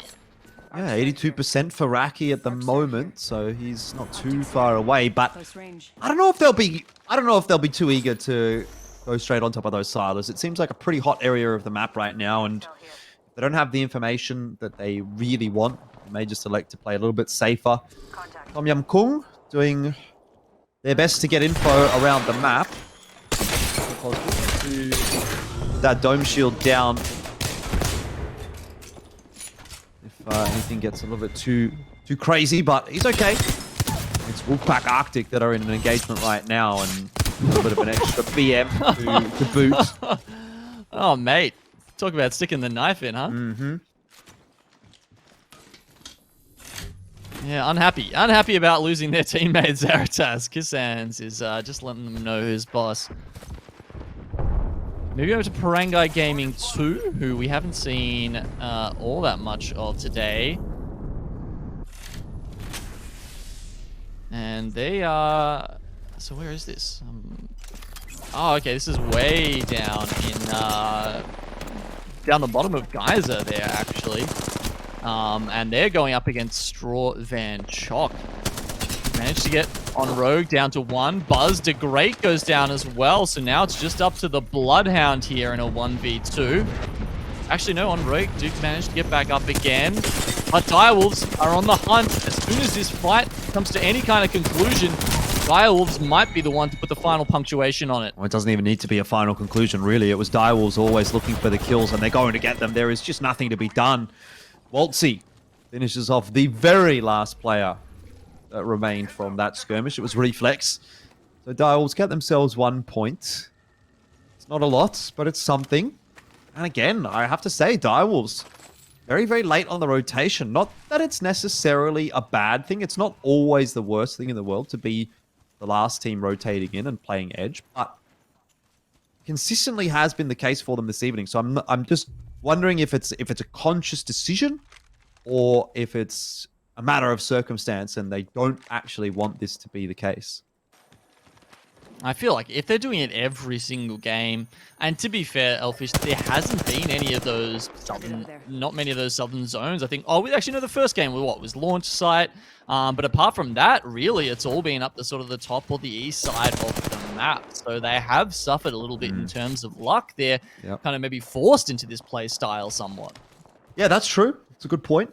I guess you got to make do with what you got. And for Wolfpack Arctic, they are doing just that. They are outside of the next circle, but they don't know it just yet. So they're not on the move. They're not doing much. They've been farming up the armor.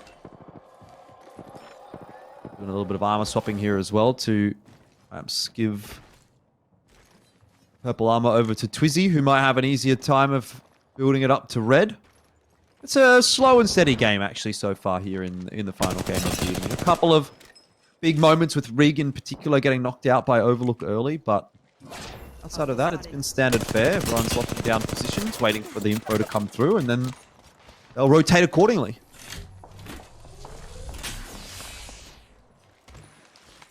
Yeah, well, with the full team back into the fight, all of a sudden, Wolfpack Arctic looking a lot more dangerous than they were a second ago, and thank God for that, because they've got Perry Hellion, they've got NLN, LCQ only, Benno Apex. All of these teams are right outside their door.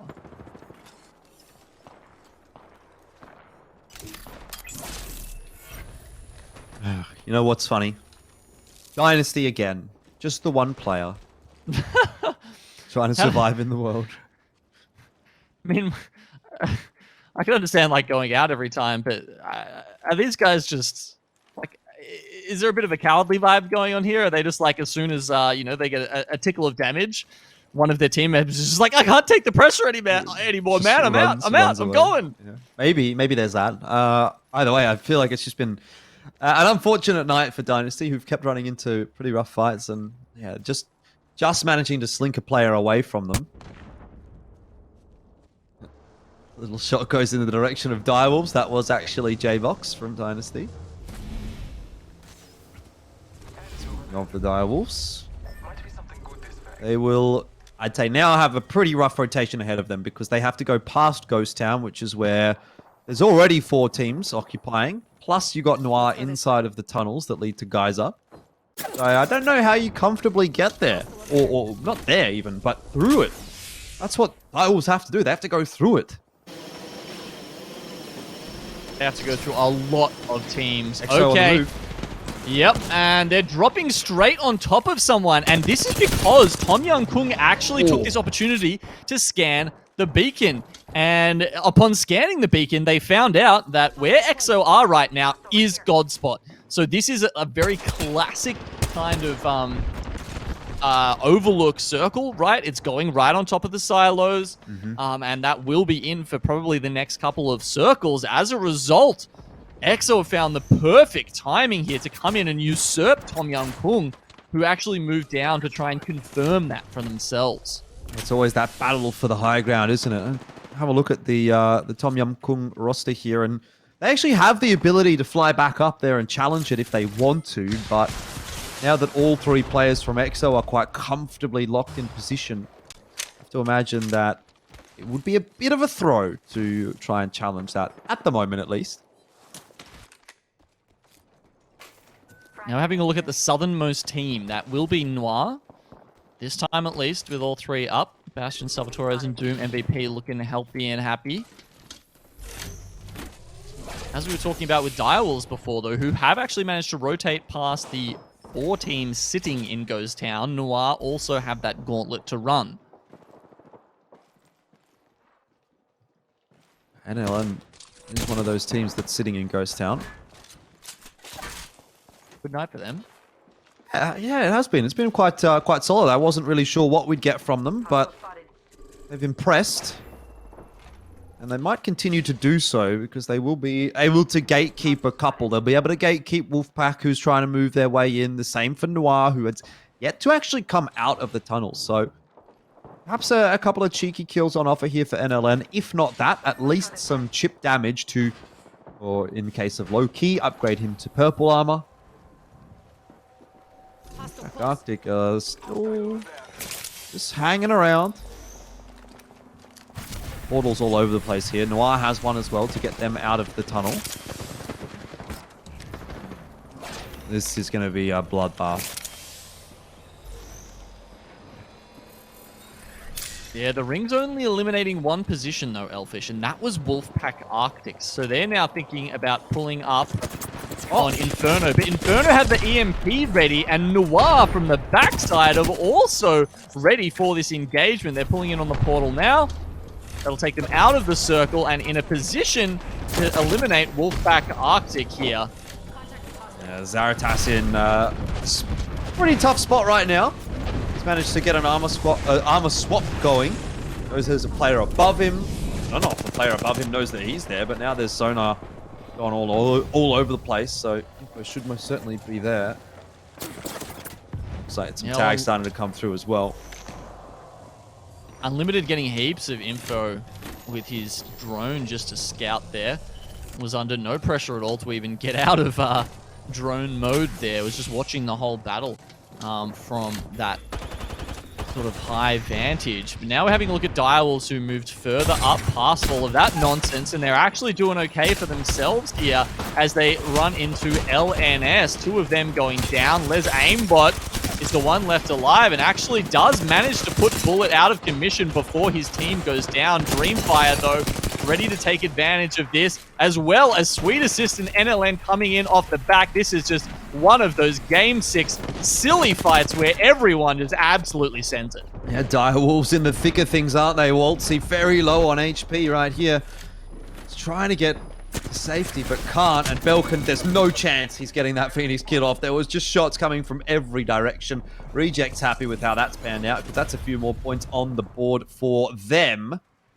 Not sure that it's going to be a huge positional advantage for Reject, but they are sort of split 2-1 between a couple of buildings, and they can go to either if need be.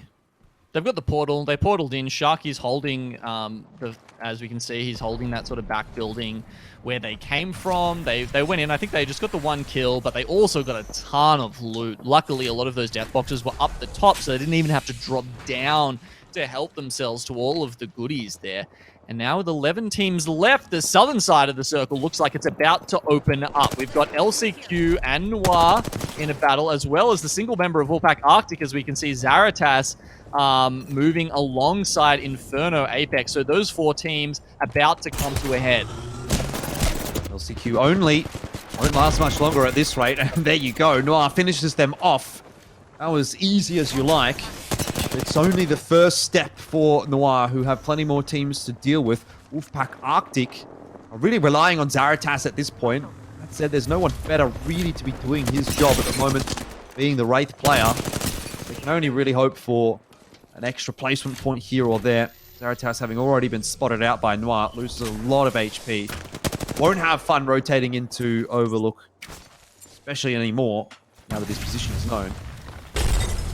Ooh, good Arcstar, though. Apex barely made it in there, and somehow, I don't know why Zaratas isn't getting destroyed here, because he's got NLN above him and Noir below him, and both of those teams could end him without any trouble, you would think. I suppose they've got bigger fish to fry, if that makes sense. You know, they need to make sure that their rotation into Overlook is comfortable, and for Noir, at least they've been able to achieve that.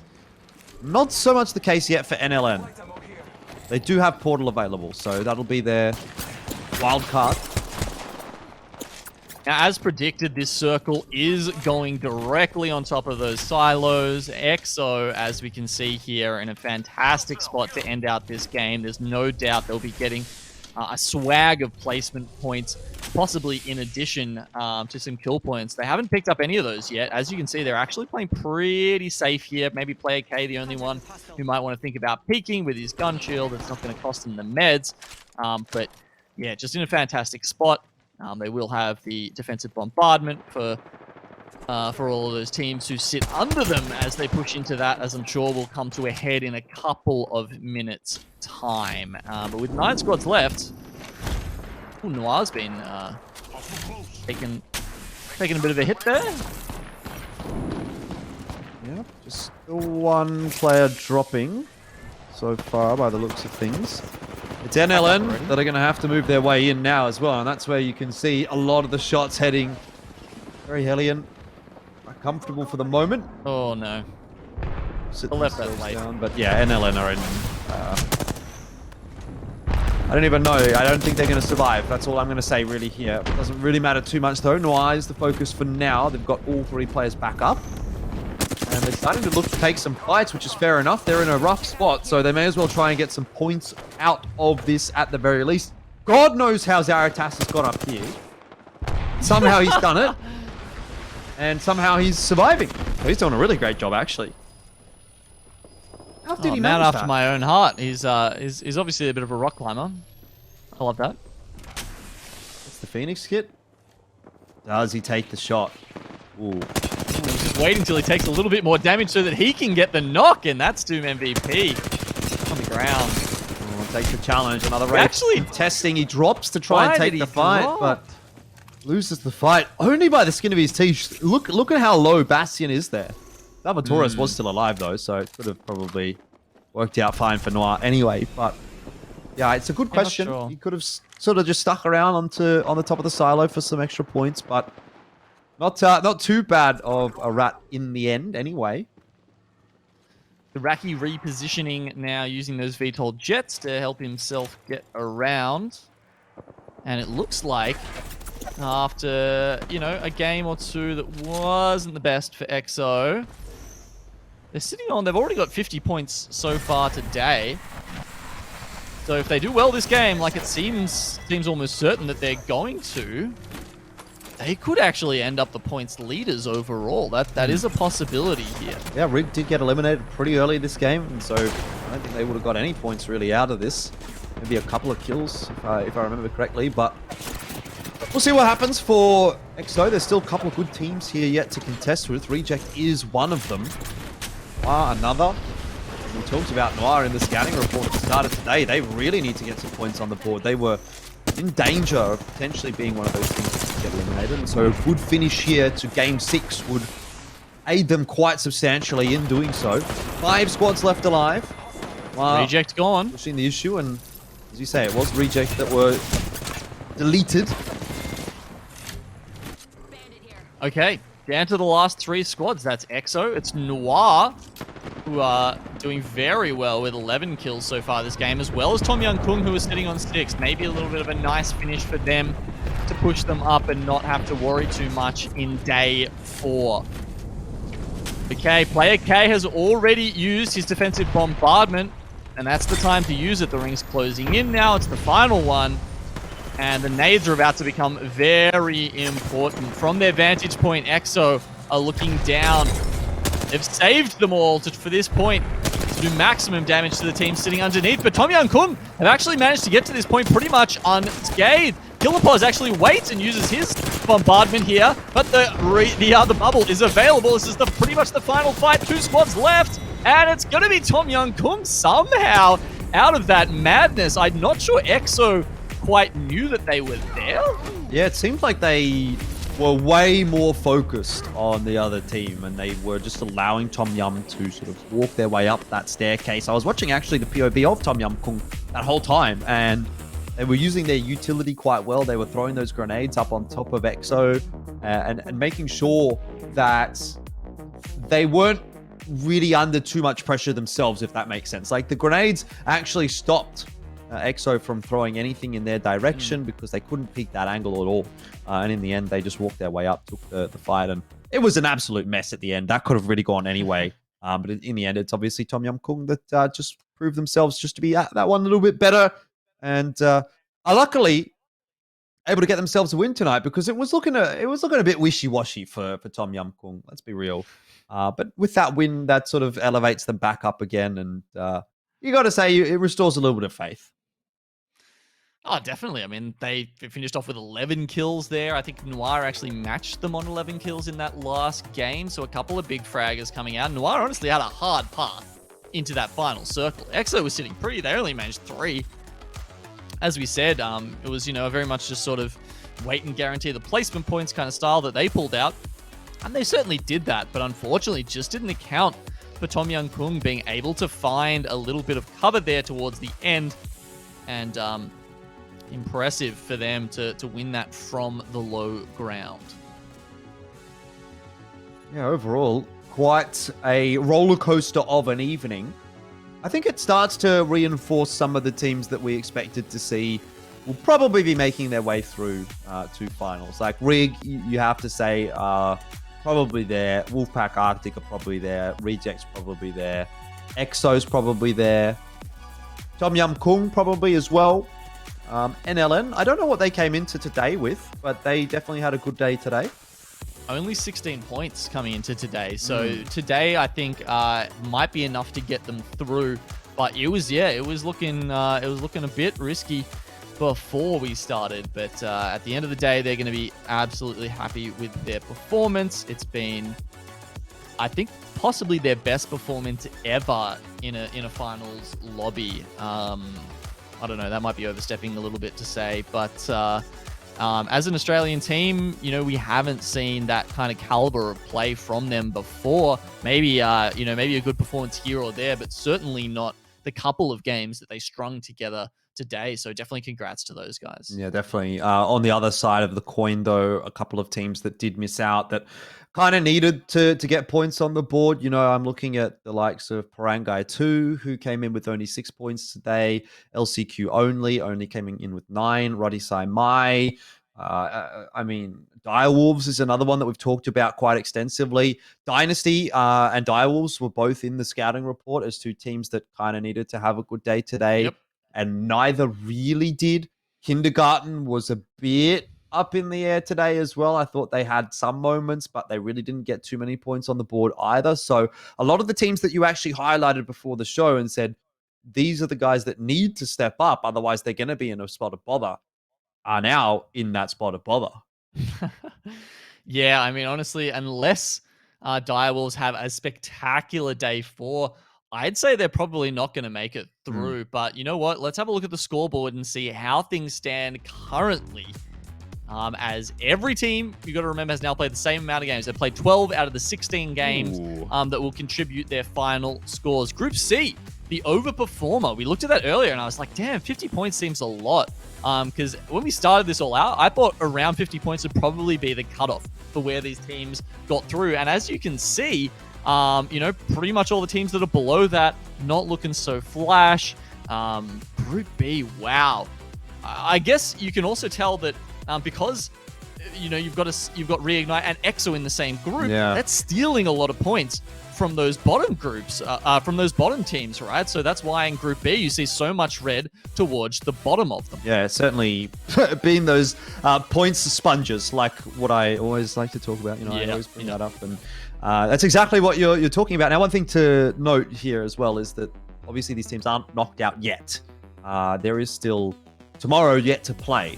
So if we were to go through the finals right now, this is the teams that would obviously qualify. But we still have to wait on the results of tomorrow. I think this gives us a good representation of where things are going to be sitting. Probably won't change all that much, but, maybe 1 or 2 changes can come through here, and we'll sort of obviously look forward to seeing how things do pan out tomorrow. Yeah, well, look, we've got some stats to bring up as well, guys. I know you love to see, who's been the most influential over today as far as player goes. Once again, Oh boy, if it was a golden boot, he'd have a lot of them.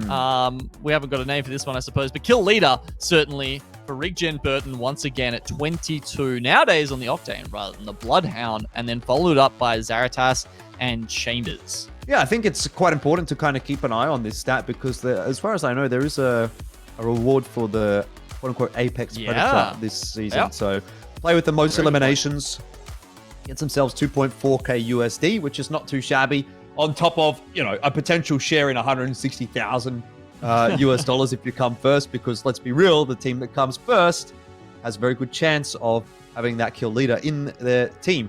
Either way, this is the damage leader, Zaratas, leading from the front. He was someone that survived quite late a lot of the time for Wolfpack Arctic, and no surprises to see him sort of going through there with a lot of the damage. Pricey and Jen Burton as well both had really, really good days.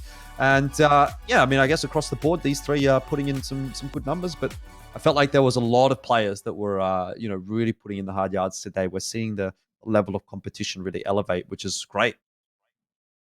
Yeah, and as always there, you see Jen Burton first in kills, but third in damage, and that goes back to something we've known about him for quite some time, which is that he has just had such a good effect in terms of how quickly he can side through teams and do damage really effectively to get those kills. So definitely one of the things that sets him apart. But you know what? We've got another stat coming up, and I think this one's going to surprise you guys just a little bit because it's one of our favorites. It's the rat stat. How much? Oh my god! How much someone has stayed alive by themselves throughout this. Now, Dynasty, we kept talking about it, that, you know, how many times these guys, we found them alone by themselves, and, you know, not just alone and then taken out, but they managed to, like, get through to, you know, some end circles and find themselves alive. 33 minutes J-Box spent by himself today. But there's that, and then there's also Floors also spending 17 and a half minutes alone. Like, that's crazy. These guys were just playing solo all day. Oh wow, that's nuts. I mean, how much playtime do we have? Like half an hour times 6, so like roughly 3 hours of playtime, and 45 minutes of that was Dynasty as playing as dropping solo. Guys, I've got some advice for you. When you get into the game and it's got, you know, play Phil, I feel like the Dynasty players maybe should stop checking that option. Yeah, they because definitely. I know it looks cool. I know it looks cool to just run through a lobby by yourself without teammates, but in ALGS, that turns out to be pretty tough. It does. It was a tough day for Dynasty, really, wasn't it? And look, there's only a few games left. Tomorrow, they're going to have to really work hard. I'm not sure it's mathematically possible. Obviously, we'll go back and do the maths and figure that out for tomorrow. But I suppose, you know, we should take a look at how things sort of panned out in that final game before we do say goodbye. We'll obviously get to that in just a second. But for me, I mean, it's such a nice comeback from EXO because they had a good start to today. They struggled in the middle couple of games, and then they've come back strong towards the end again. And overall, you know, done really, really well for themselves this evening. Yeah, exactly. A spectacular effort from them. Overlook, once again, definitely favoring the Valk teams. We saw it on the first couple of days of group stages, and we saw it again. Let's have a look at the placement timeline here for Game 6 and see how that's having a look. There we go. There it is. So EXO, as you can see, almost making it all the way to the end. But yeah, I don't know. Anything else that sort of jumps out at you there? Noir, cool glasses, man. Noir having a much better day towards the end as well. I don't know exactly where they end up. I didn't quite catch them on the scoreboard when we looked before. I'll have a little peek here. They got 7th today, 27 points. Those haven't actually updated out off of Game 6 as well. So they might actually pop themselves a little bit higher. They might be in the top 5. Either way, look, I mean, I thought Noir was a good shout in the scouting report because, again, they were in that position where you think, okay, well, they're in a bit of a dangerous spot. They need to get some points on the board here, and they have come through today and delivered. And they're one of the few teams that was on the scouting report that we did talk about that has actually been able to kind of have a decent day here and actually get themselves maybe out of hot water. So nice to see them having a decent final game there as well. And Tom Yum Kung as well, I got to say, you know, like, We spoke negatively about them a little bit tonight. They were struggling a little bit, but they came good in the end. Yep, a good finish from them. Definitely shutting us up there. And I mean, they were never really in sort of any danger of going out. They had like a 50-point first day. It's just more about sort of where what you expect out of them and how many seeding points they can get, if any. If they can get into that top 10 out of the top 20, that gives you the advantage pulling up to the Saturday of next weekend. Yeah, certainly a lot to think about, not only about next weekend, Genome, but about tomorrow. So before we close the show, final thoughts, anything you want to say? I know you always like to thank the viewers for sticking around, watching the show, and maybe now's the time. Yeah, it's been awesome for the support we've had so far. And it's only going to get better from here, guys. Tomorrow we actually work out who gets knocked out. At this point, anyone really could still come back. So please, same time tomorrow, guys. We'll be here. It's a 3 p.m. start if you're in Australia. Elsewhere, hopefully you can do the conversions. But same time as today, essentially. We're going to have tomorrow, and we're going to have the week after, where it all comes down to it. But definitely don't miss that, guys, because if anything, today is anything to go off, it's going to be another 6 games of epic Apex action. Indeed, and thank you very much for watching. That is the end of the show for today. Genome has been a great co-commentator. Thank you very much for sticking around with me, and obviously we'll see you guys again tomorrow. So have a good night, and see you then.